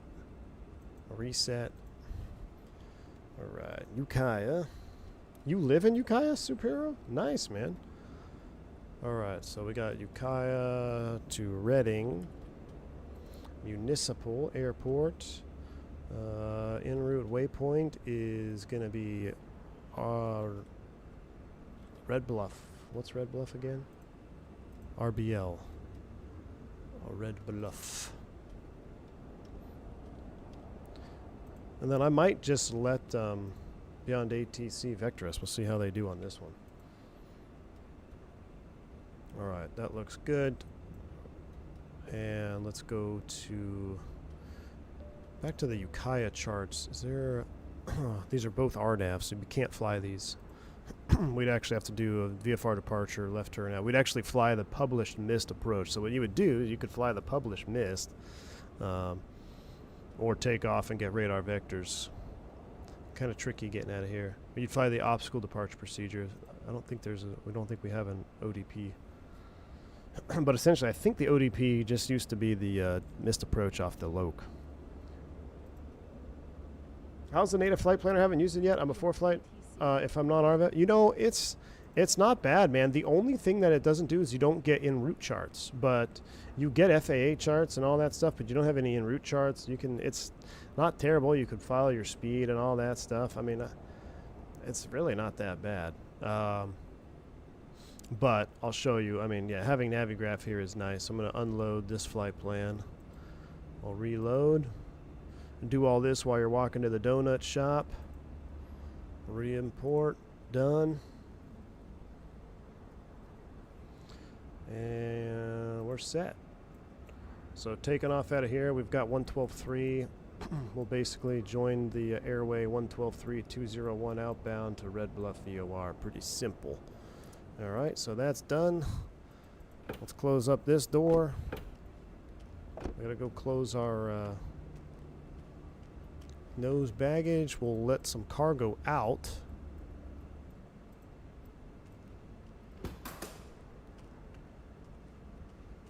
Make sure nothing's leaking.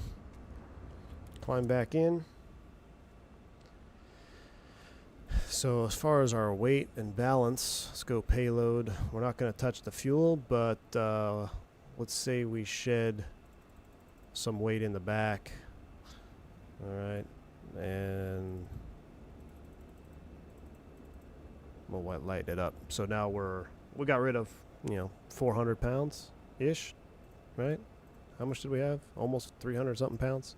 So we got rid of some weight, not touching the fuel. Everything's ready to go. Now it's probably going to be a hot start. So we'll do the hot start procedure. Let me get that pulled up here. We'll close the door. Let's go to the checklist. Aircraft, pre-flight, engine start, hot is where we're at. So mixture is going to be cut off. Right propeller is high RPM. Boost pumps. I'm just going to read through this here real quick before we do it. Boost pumps high for 10 to 20 seconds. Right boost pump off. Right mixture full rich. Right throttle full open. And then we do that. Fuel flow greater than 3 gallons per hour. Right boost pump off. Throttle half open. Right starter engage. If no start, repeat. So really we're going to leave the mixture full open the whole time. Alright. Hot start procedure. Let's go. Batteries coming on. Beacons coming on. Park brake is set. Cow flaps are open. Clear prop. And right mixture cut off. Propeller is high RPM. Boost pump high for 20 seconds. We'll do 15 since it says 10 to 20. We'll do 15 seconds.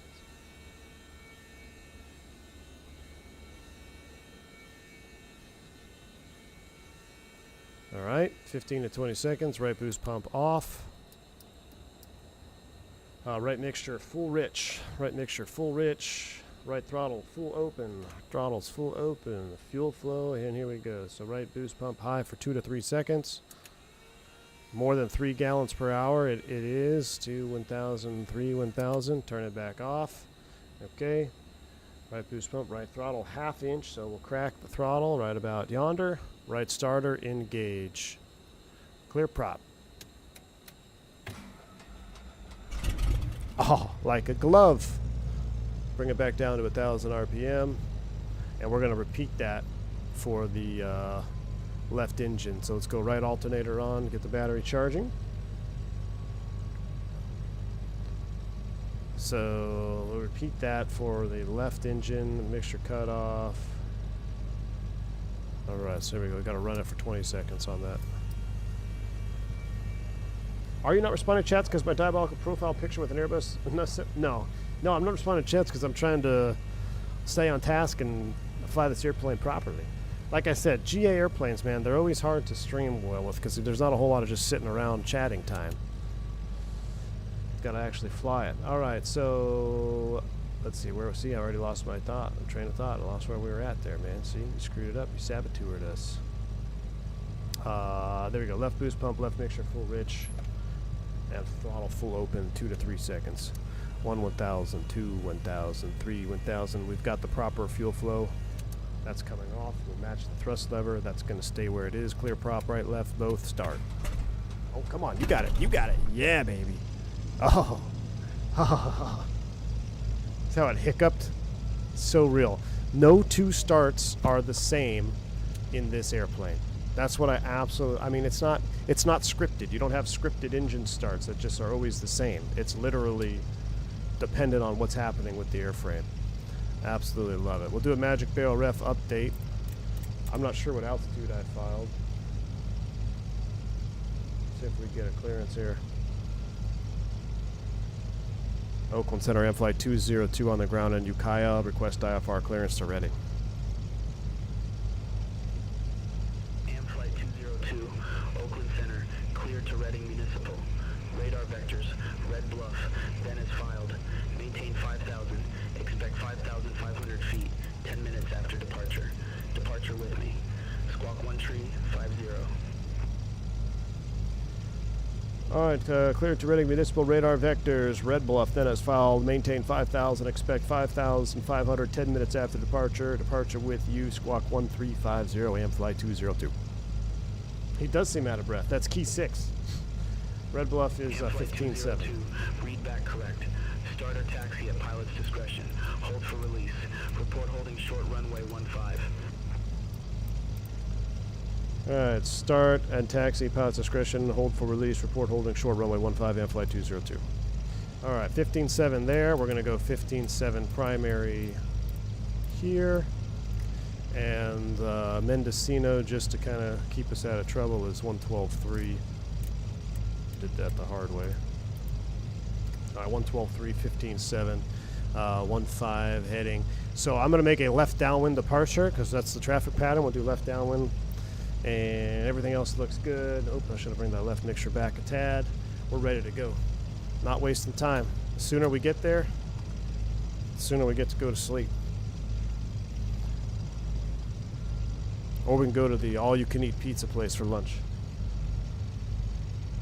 Controller hits those donuts so much. Oh my goodness. Alright. Alright, in the taxi, turn coordinator, ball swings opposite of the turn. Everything is erect and upright. We can reset U. That looks good. We've already done our run-up. We're not required to do a second run-up. Cylinder head temps are cold. Let's go ahead and close these here. Get them warmed up.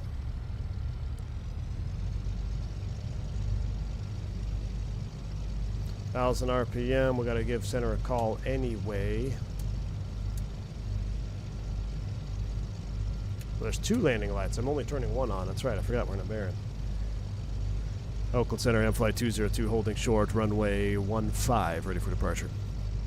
No flaps necessary on this takeoff. M-Flight 202, release for departure. Clearance void. If not off by 16.5 Zulu.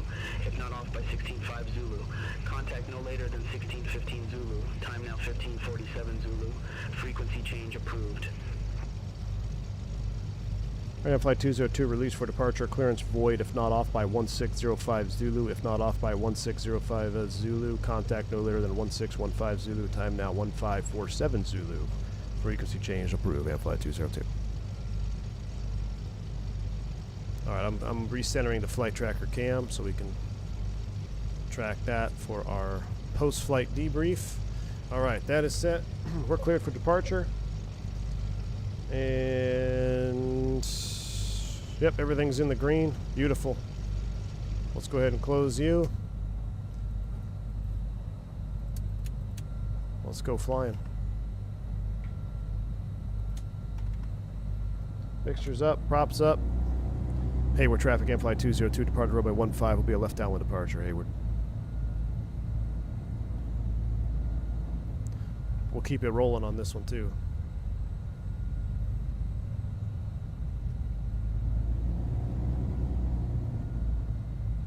Well, we're not an A321 there, Chief. Let's fix that. All right, here we go. Get that turbo spooled.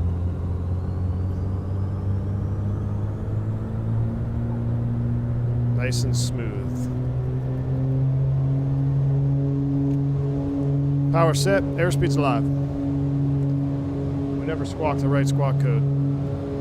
Rotate. I forgot the transponder. Positive rate. Gear up.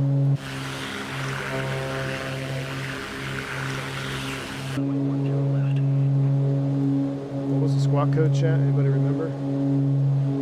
1350.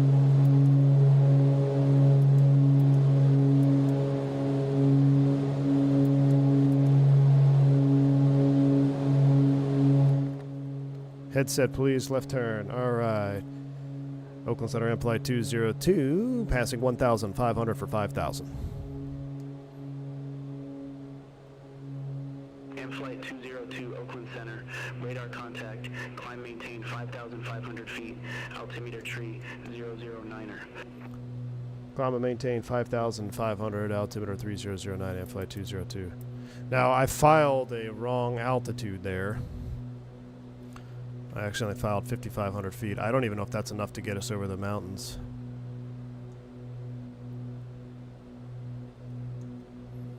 Alright, we can, are we getting nav 2? We are not yet. So, the outbound from Ukiah was what? It's behind us, I know that, but he should give us a vector, allegedly.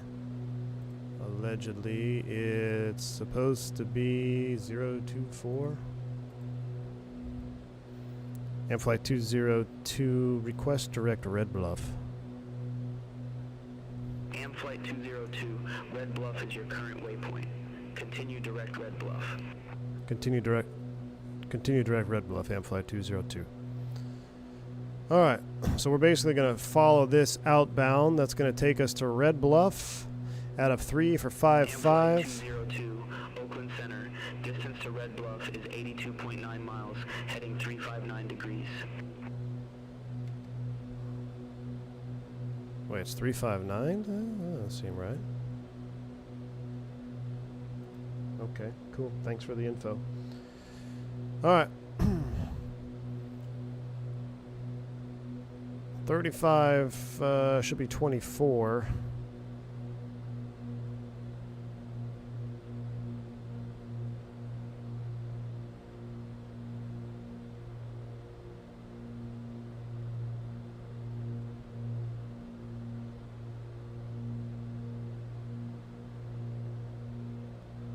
Close enough. I can't. My friggin' Bravo props are walking on me. Okay, everything else looks good. Oh, forgot the strobe light. What is that radial? Why doesn't it tell you the radial? It drives me nuts. 201 degrees? That's not right.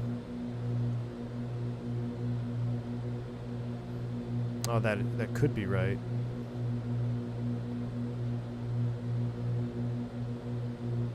Be behind us.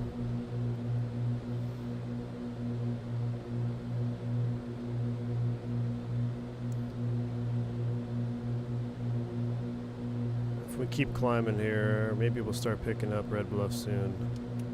Yep, we got Red Bluff, so let's just go 15.7. We're pretty much bang on.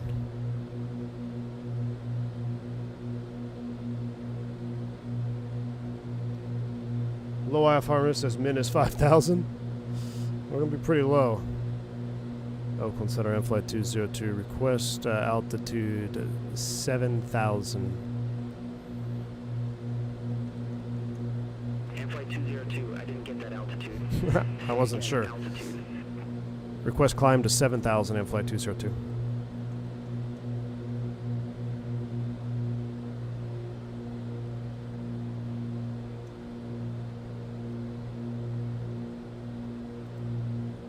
Request 7,000 feet, M Flight 202. I'll have my FO do it. M Flight 202, confirm new altitude 7,000 feet. Yes. Affirmative, M Flight 202. Climbing to 7. Flight 202, With or without you. Roger. Climb maintain 7,000 feet. Thank you. Ain't nobody got time to sit down here at 5.5. Up we go.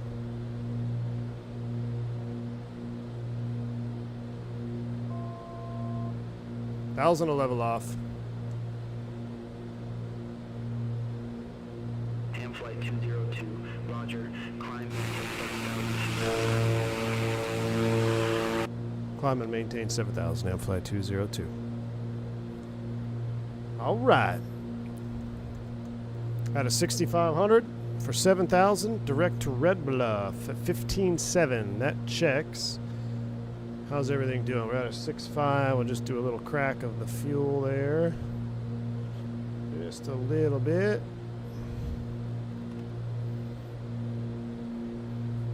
We're doing Friday power. Let's run at 35 inches. Friday power today, 35.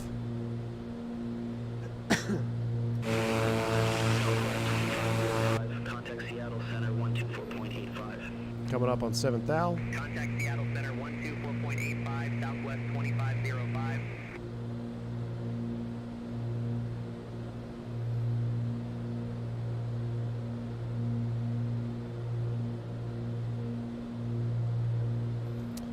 Update the altimeter there real quick. Pretty much trimmed out. Let's go heading out, engage. We'll nav it. She'll do a little wind correction for us here. 7,000, we're cruising. So let's go ahead and bring props. Well, we would do mixture first, which is just gonna go, we're only 18 minutes. We're just gonna go a little bit more.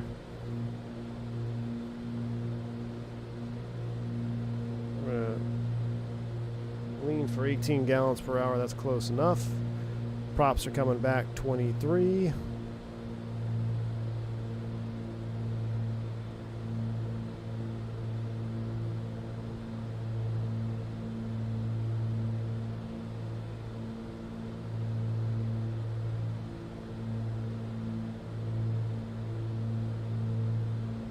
And prop sync is engaged. Landing lights, taxi lights, cow flaps closed.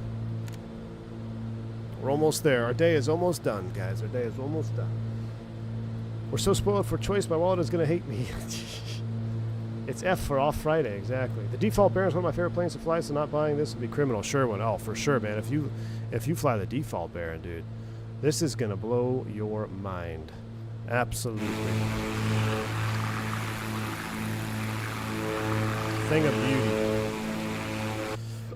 I don't know what I like better. I don't know what I like better, guys. The Baron or the Bonanza. They're so good. I guess it just comes down to, do you want to fly a single engine or a twin engine that day?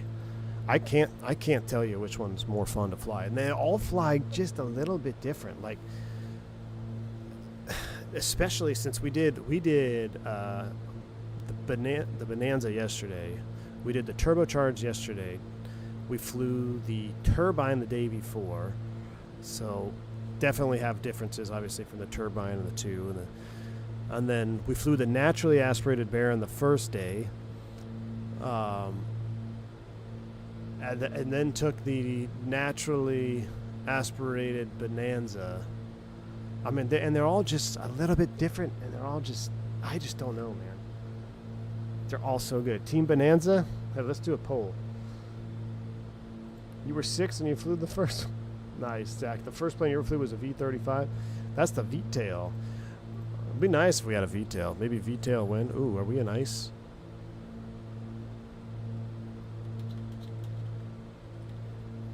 And then I'm going to let you guys in on a secret. Bonanza. Since everybody's waited here all day. These are, see, the good thing, I like doing these streams, especially the 2-leg freight streams and piston streams, because only the most hardcore hang out for leg 2. I'm going to show you guys something. I'll show you a little surprise that I've got. Curious, though, what you guys like the team. It doesn't mean you don't like the other one. I'm just curious what your general preference is. Even if you're like, oh, I'm going to buy both of them, fly both of them. I'm curious what the general consensus is from chat. I'm going to spin this around. And then I'm going to show you a little something secret that I want to do later today, but I gotta reconfigure all my cameras for it. So, first thing I'm going to show you is where can I show you? I'll show you the throttle cam. Look at this beauty. Look. She feels great. I mean, I'm impressed. This is the Boeing FMC from Windwing, and plug and play. Epic.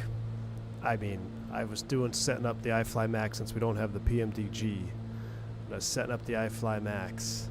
We're getting bumped around here. We might have to pull our Friday power back soon. But it's really cool, chat. I'm going to set up cameras, dedicated camera for it. Do I have the Airbus one? No, I don't have the Airbus one. I have I specifically bought the Boeing one. Who dropped that 20 gifted sub? Pete Ski dropping 20 gifted memberships. Thank you so much, my friend. I appreciate you. Very, very kind for the 20 gifted sub bomb, my man. Wow, this is, look, it looks like we're at a bank angle here, but we're not. Death Spiral 101 right here. See how the shadow is on the clouds? That's why you always trust your instruments. It looks like we're in a turn, but we're not. You just got to maintain, fly an IMC. I wonder why Boeing FMC? Thank you, Captain Sin. Appreciate you. Now, that's not the one I'm most excited about, although it's absolutely epic. Oh, wow, we're breaking out over here. Hold on, I got a text message. Hold on. Oh, November. I don't want to do November pairings. I'm trying to see if my truck is ready yet.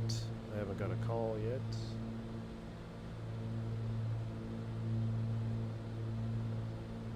All right. Now, the one I'm most excited about as we look at this beautiful wing view. Skywest 5556, Oakland Center. How do runway 28 right. How do I show this to you? I'm going to change the camera around on purpose. Runway 28 right, SkyWest 5556. Nope, that doesn't. You're not going to see that one. What do you guys see sitting on top of my Bravo throttle up there? Can you see it? On top of the Bravo? It's not my mini FCU, chat. That is a little panel for an airplane that is very uncomfortable. Also, very impressed for the price. I messed with a few at Expo, but I didn't really. I saw them at Expo, but I didn't really get to touch them and feel them because everybody else was, and it's kind of grossing me out, to be honest with you. But now that I have one and I tested it a little bit, it's pretty epic. I do not have the magnetic switch, but I'm immediately pissed off that I had it in my cart, and I was like, "What? An extra $130?" And then the ship. It was weird. Like it wouldn't take my address, and then it wouldn't ship, and then I was in the wrong store, then I was in the right store. So I didn't order the mag switch, but I need to. I need to. Turn left, heading 025. Digital Merc says it works in the 777 as well. That's awesome. That's awesome. So I want to check that out. It works plug and play with the iFly Max. And I downloaded a pretty juicy US Airways 737 video.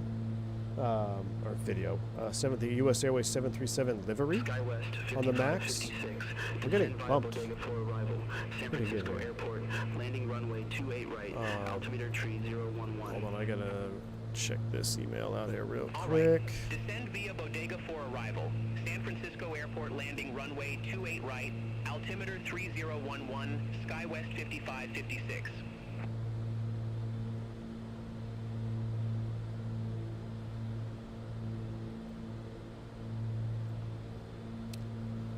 Da da da.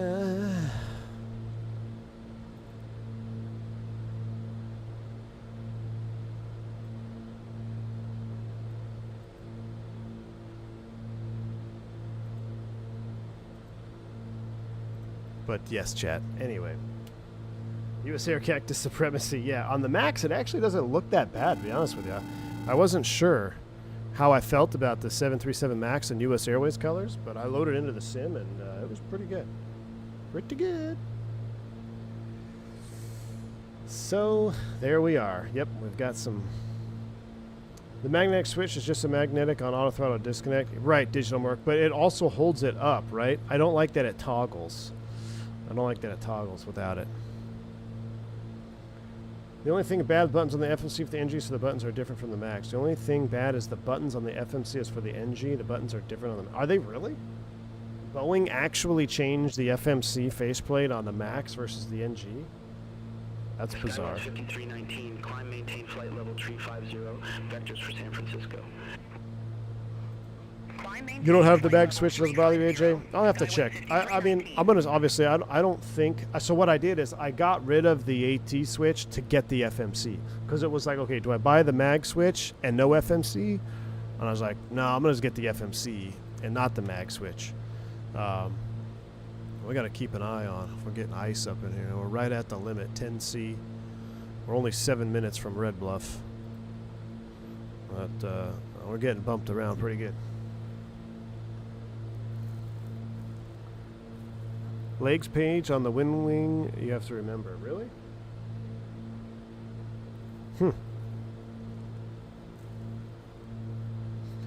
Well, hopefully the NGs will release sooner than later. Alright, wow. I'm surprised the poll is that tight. 53 to 47, very interesting.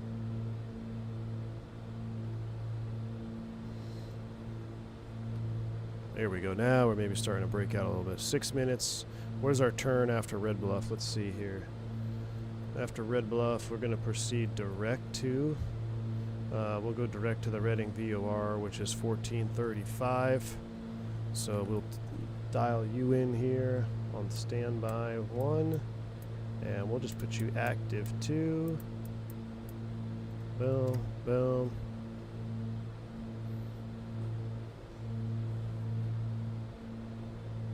1435. double check this. Yes, all right. We're cruising. Oh, yeah. NGs are built from the ground up for the 16th time. Oh, no. But Airbus did not switch. Don't is right on a win-win. But Airbus did not switch. Don't is right on a win-win. I don't know. Well, I mean, so that you're telling me there's no legs page on the maps? Runway 28 right. Expect Bodega 4. Runway 28 right, SkyWest 5319.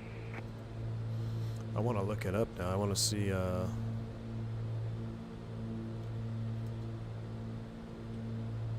let's see what it looks like.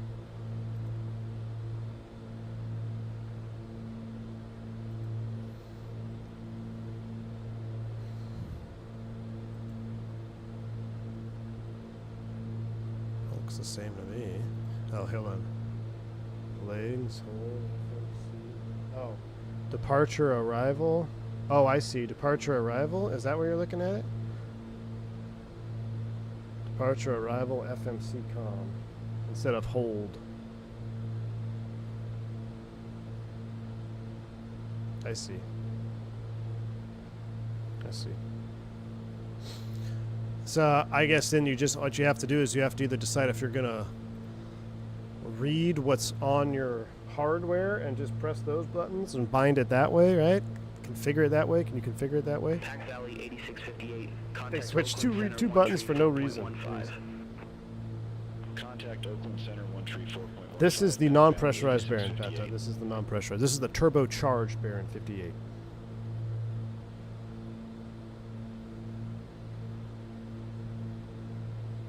Any plans for an F406? You know what, Billy B16 AJ was just asking about it.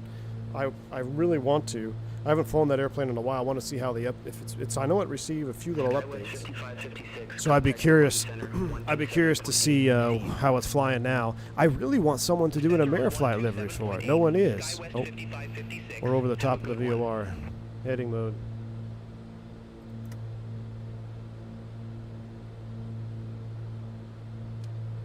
Why aren't we getting nav 2 yet? Alright, so technically speaking, Red Bluff direct is a heading of 336. So let's just fly heading 336. SkyWest 5319. Descend via Bodega 4 arrival. San Francisco landing runway 28 right. Altimeter tree 011. Hopefully we'll get this soon here. San Francisco landing runway 28 right, altimeter 3011, SkyWest 5319. You got to stream the heck out of the C-130 for DCS when it drops. 5319. Clear direct Merlot. Cross Merlot. I got to get DCS running. Pursue navigation. Good morning from New Zealand, Henry. Good to see you down there. We'll head direct Merlot, cross Merlot above flight level 290, then resume navigation SkyWest. Crossing Merlot. Thanks. You're welcome.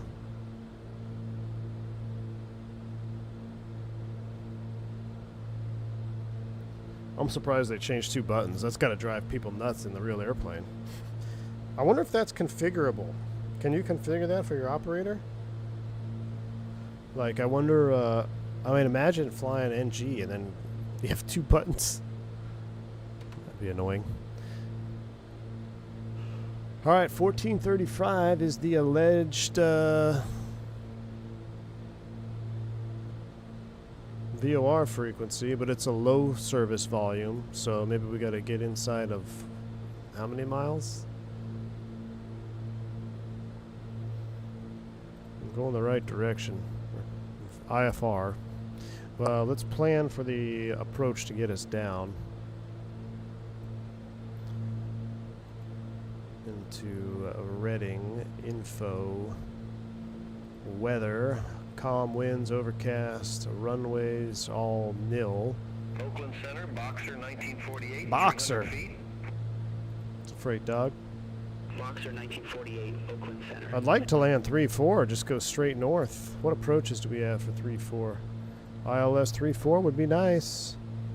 Off the 1087 Loke. It's going to be so nice doing a straight in ILS instead of a full procedure Loke circle or Loke DME. How many miles from...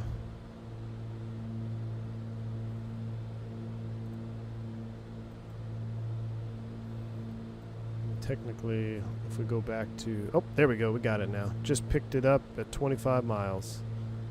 Let's proceed direct to the VOR. Navin.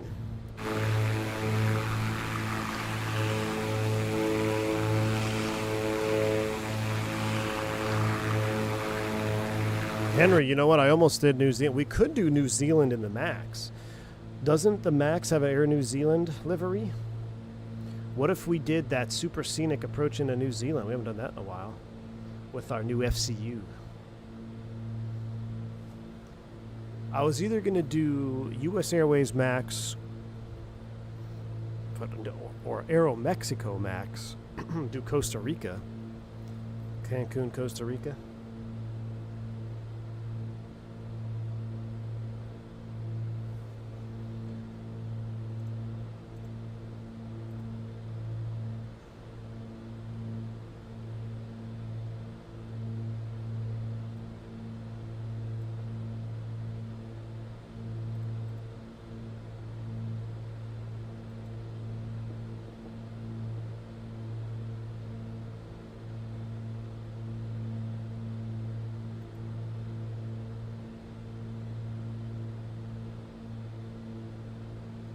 Looking at my schedule here for next month real quick. I'm trying to decide. I've got to make a big decision on what day I need to swap here.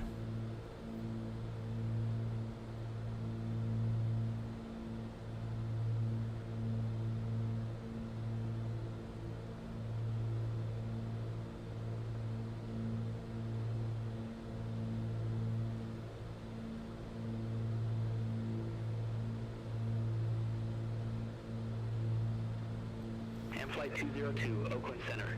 Expect radar vectors. RNAV runway 16. I want to land 3-4. Can we get a different runway, please? Flight 202. Flight 202, roger, say runway. It won't let me select 3-4. Cancel runway change request, Flight 202. Flight 202, roger, runway change request canceled.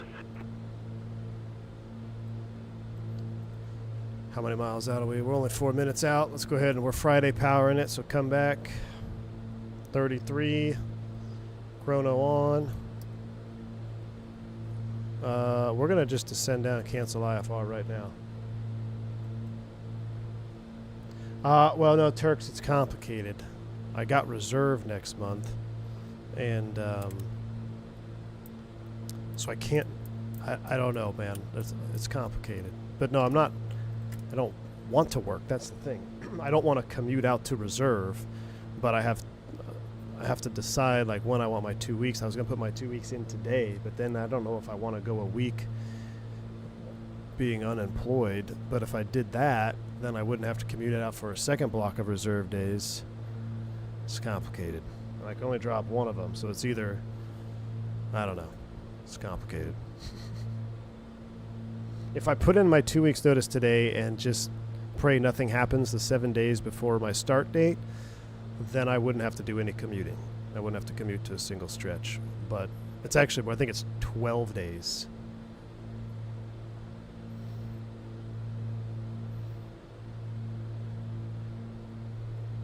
All right, we are 3 minutes from the VOR. Shoot, we might actually pick up the loc here soon.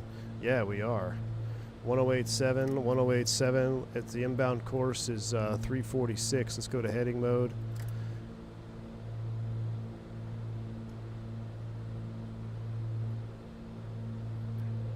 Final approach fix altitude 3000.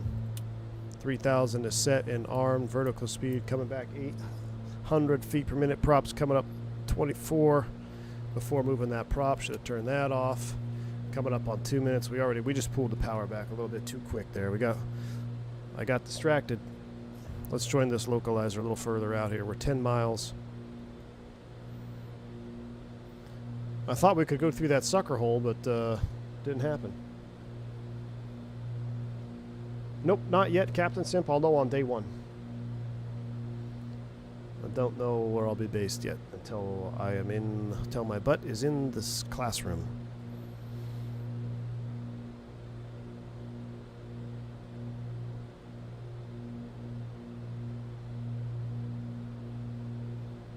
Can you cancel that file with your IMC? No. But I was too late. I already clicked the X on Beyond ATC. Because I want to have time for a second stream today, this evening. So I didn't want to do a full procedure at 1.6 again. But apparently the weather is not as good as I thought. I mean, it looked like we were in the clear there. We are definitely not in the clear. Now we're going to be S-turning on the localizer. We may end up having to go missed. Final approach fix is at 8 mile. Chat, we're cooked. We're so cooked. We got to go missed anyway. All right, we're at 6 miles. Let's go ahead and proceed outbound. Let's do a turn on the localizer outbound. 180 outbound. We'll make up our own procedure here.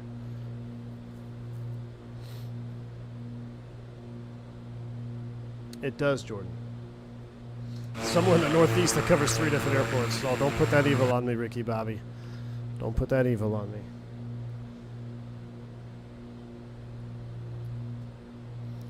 Let's go 1,200 feet per minute in the descent. Props are set. Final approach fix altitude was 2,700. We're inside of that, so we'll set 2,700 feet per minute. We're going to kind of do our own procedure here.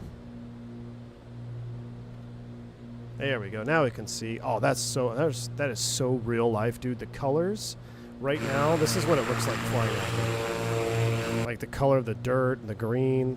I mean, this is 100% real life. 100% real life, Chad. Look at this overcast. It's beautiful. This is a fall overcast in Northern California. Get Q8 pilot on the horn. Alright, so now we're going to proceed outbound or visual. We need to go at least past 8 miles, so we go out another mile here. 1,000 to level off, that checks. I'll turn flight recorder on for this one. We can watch the landing. I could have recorded the other one too. I don't know why I didn't. Just totally forgot.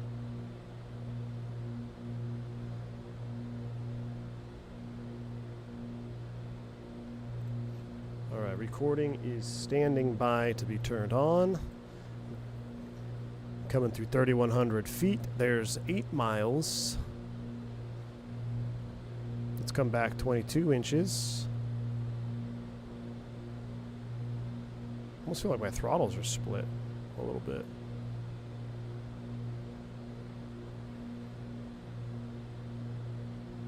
We'll go out just a hair further, and then we'll make our turn inbound. How about 9.5? We'll turn to join. We can drop the gear below 152 or something. All right, left turn back in towards the loc. Oh, beautiful.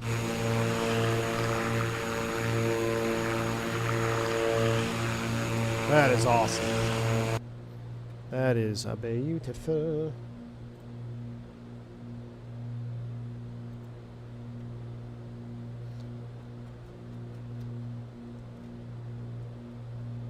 Let's fly perpendicular to approach course now that we're slowing up.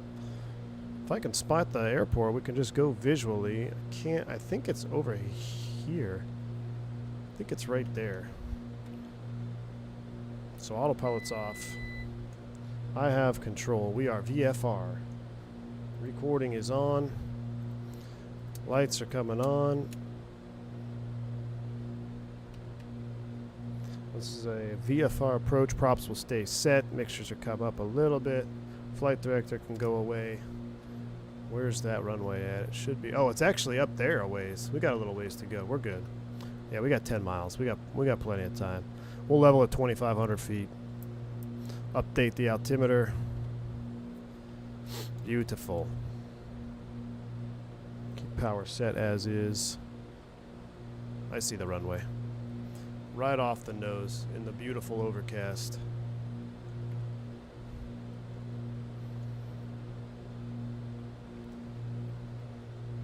Headsets off. Immersion. Hi from Germany. Love the streams. What's going on, man?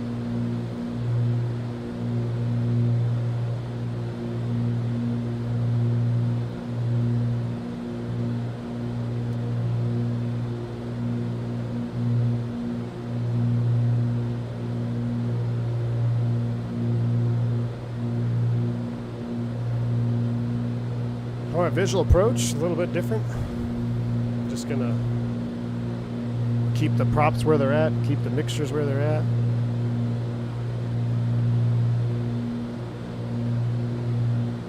Until we're about 5 out.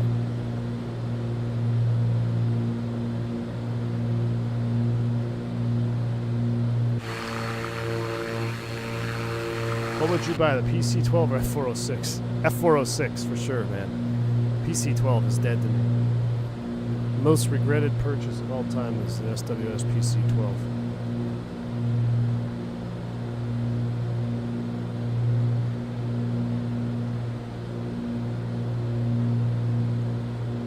All right, coming up on 5 miles. Gear's coming down.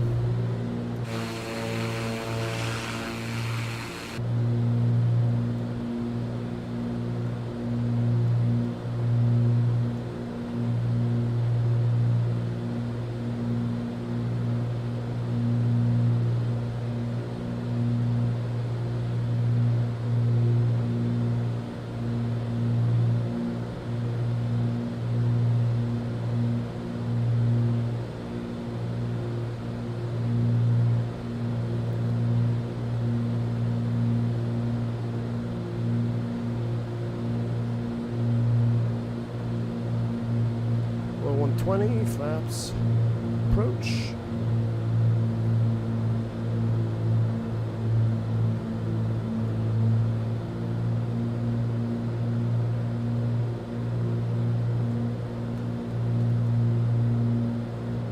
We need to go to Upper Crust Pizza after landing. We'll get the crew car. Maybe Haley is she'll meet us there at the front desk. Maybe she's got our lunch break. It's actually a big water park up here too.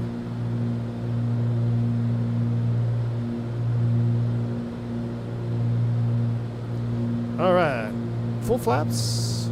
Power's coming back.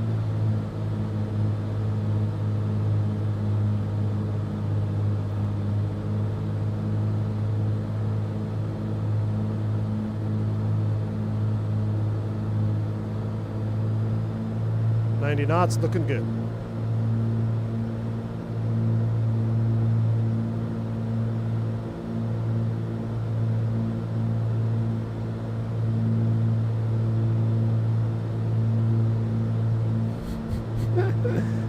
Miss V1's in the chat. We're cooked.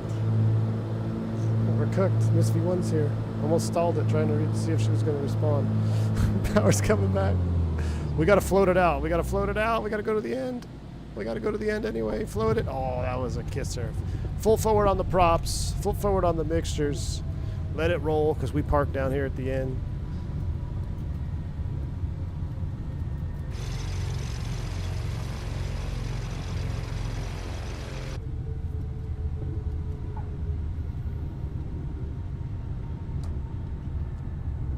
Here we go. Alpha. Coming up on Alpha. Low voltage light pops on. That's so awesome. All right, bring those mixtures back a tad.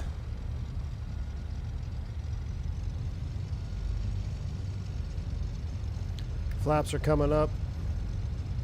Transponder, standby, make the left turn. We didn't use any of that stuff. Strobe lights, landing lights coming off. Taxi light can stay on. Technically, this is controlled here, so we got to keep our avionics on. Turn the weather radar off because we're shutting her down. Cow flaps full open. After landing checklist, trim set is 0. Look good in the green band. Flight 202, clear to turn on to runway 12. Proceed to parking via 12 and the ramp. 12 in the ramp, and flight 202.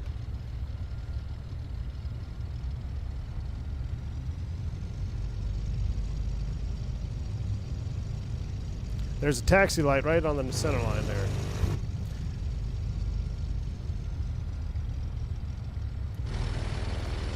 All right, now these lights aren't really here in real life because what we do, we cut the corner. And then we go right over here. I think it's the second or third row. And I always parked out here at the end.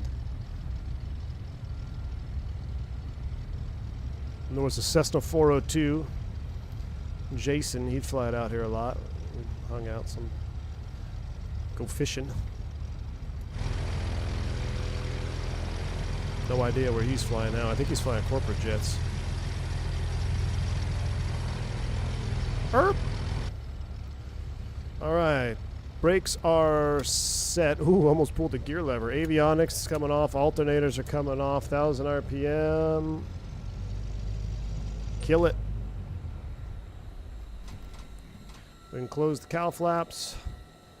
Trims are all set. Radios can go off if you wanted to. We wouldn't actually shut those off, but that's off. Magnetos. Put the control lock in. Fuel selectors off. Close the window. Battery switch. Let's go.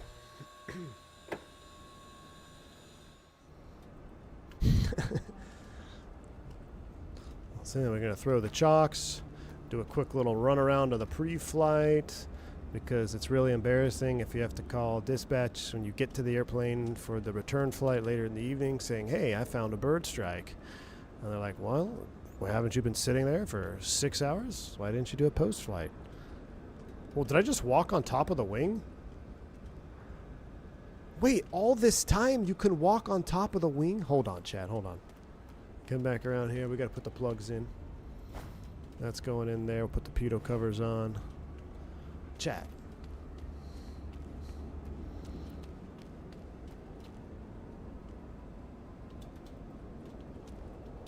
I can't walk up this wing. I can walk up the other wing, but there's no step on the other wing. That's funny. No step. Hello. Somebody tell Nick we got to walk up the other wing, not this wing. Although this is the wing that I would get in on because this is where the. Can I get on top of the airplane? Oh, hey. All right, we're gonna take a screenshot.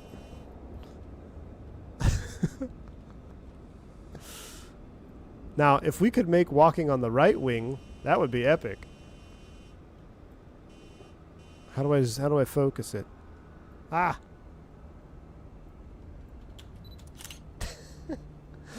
There we go. AJ called it. Thanks for the $3 super chat, man. Oh, I saw the recording going too. We'll stop that. Man. See, see right here. This is how you get in right here. That's funny. That is too funny. Next nerd level unlocked. Yeah, I dropped down onto the right wing, closed the door. All right, let's go get the keys. Parked over right here. This little beat up like Nissan Altima or something. It's so beat up, man. Then you go to the crew hotel, or not even the hotel. It's just the crew quarters apartment. Let's see. Landing rate first and foremost is. Let's see, 62 feet per minute. I'll take it. Yeah, we did a little messed up S-turn there, but we had a beautiful approach. 62 feet per minute. Absolutely greaser. Let's pull the covers off, and I want to see the replay real quick. So I'll just go to this thing here, and I'm pretty sure this would screw the. It's going to screw up the state saving. I'm going to put the mixtures up. Let's just see what happens if we leave everything off and go into replay mode. All right, that works. That does work. It did work. Oh, the fuel selectors. Oh, magnetos? Ooh. That sounded like engine damage.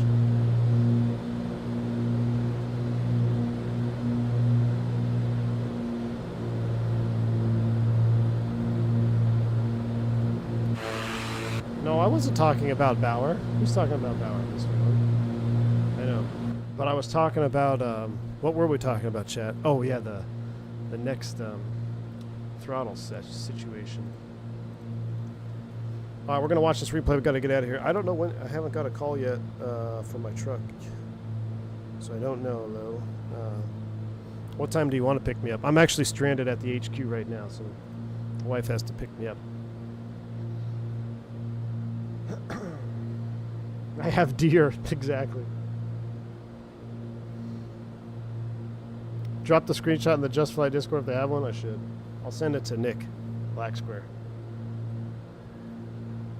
All right, we'll see our landing here, and then I'm out of here because I want to set up our little stream. Looks like everyone's pretty much even.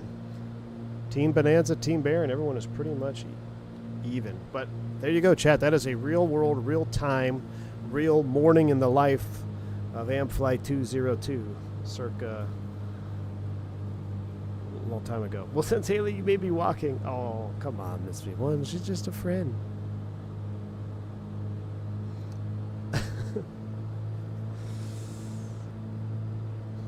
Yeah, I'm walking home. It'd be a long walk, man.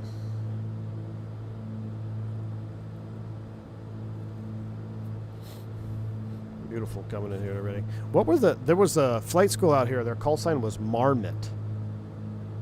Marmot.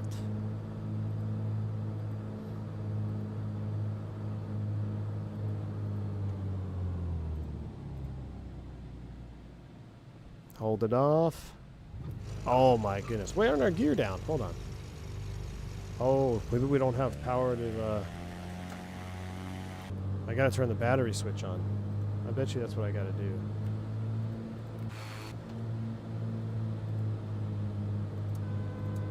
Yep. There we go. You need battery for the gear. And then we're gonna do a flyby view with Boris sounds. Oh, that is the greaser we were looking for, though. That is the greaser. So for replay mode, just make sure your mixers are up, throw your mags on, and make sure your battery is on. Once you do those, then everything works just fine in replay. It's beautiful. All right, we're reset. Drone follow, drone lock is on. What the heck's going on here? Hold on. I want to do because the Boris sounds on this when you do the... do that, reset, drone follow, drone lock. There we go.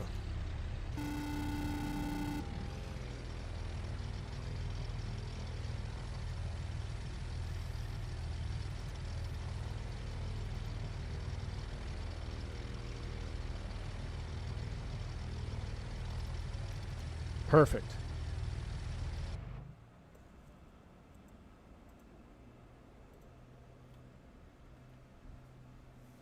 Congrats on the new gig. It only took me 15 years of the crap sandwich and many airframes to make it to the majors. Blue skies. Climb to 370. Thanks for the $5 super chat, man. I appreciate you.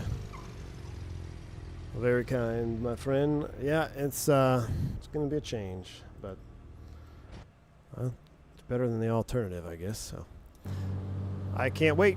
All right. Yeah, she was a yeah. When are we going to have a Miss V1 helicopter stream? We do have the H60 yet. Yeah. Yeah, she could fly the H60 on stream. Maybe it's 100K subs.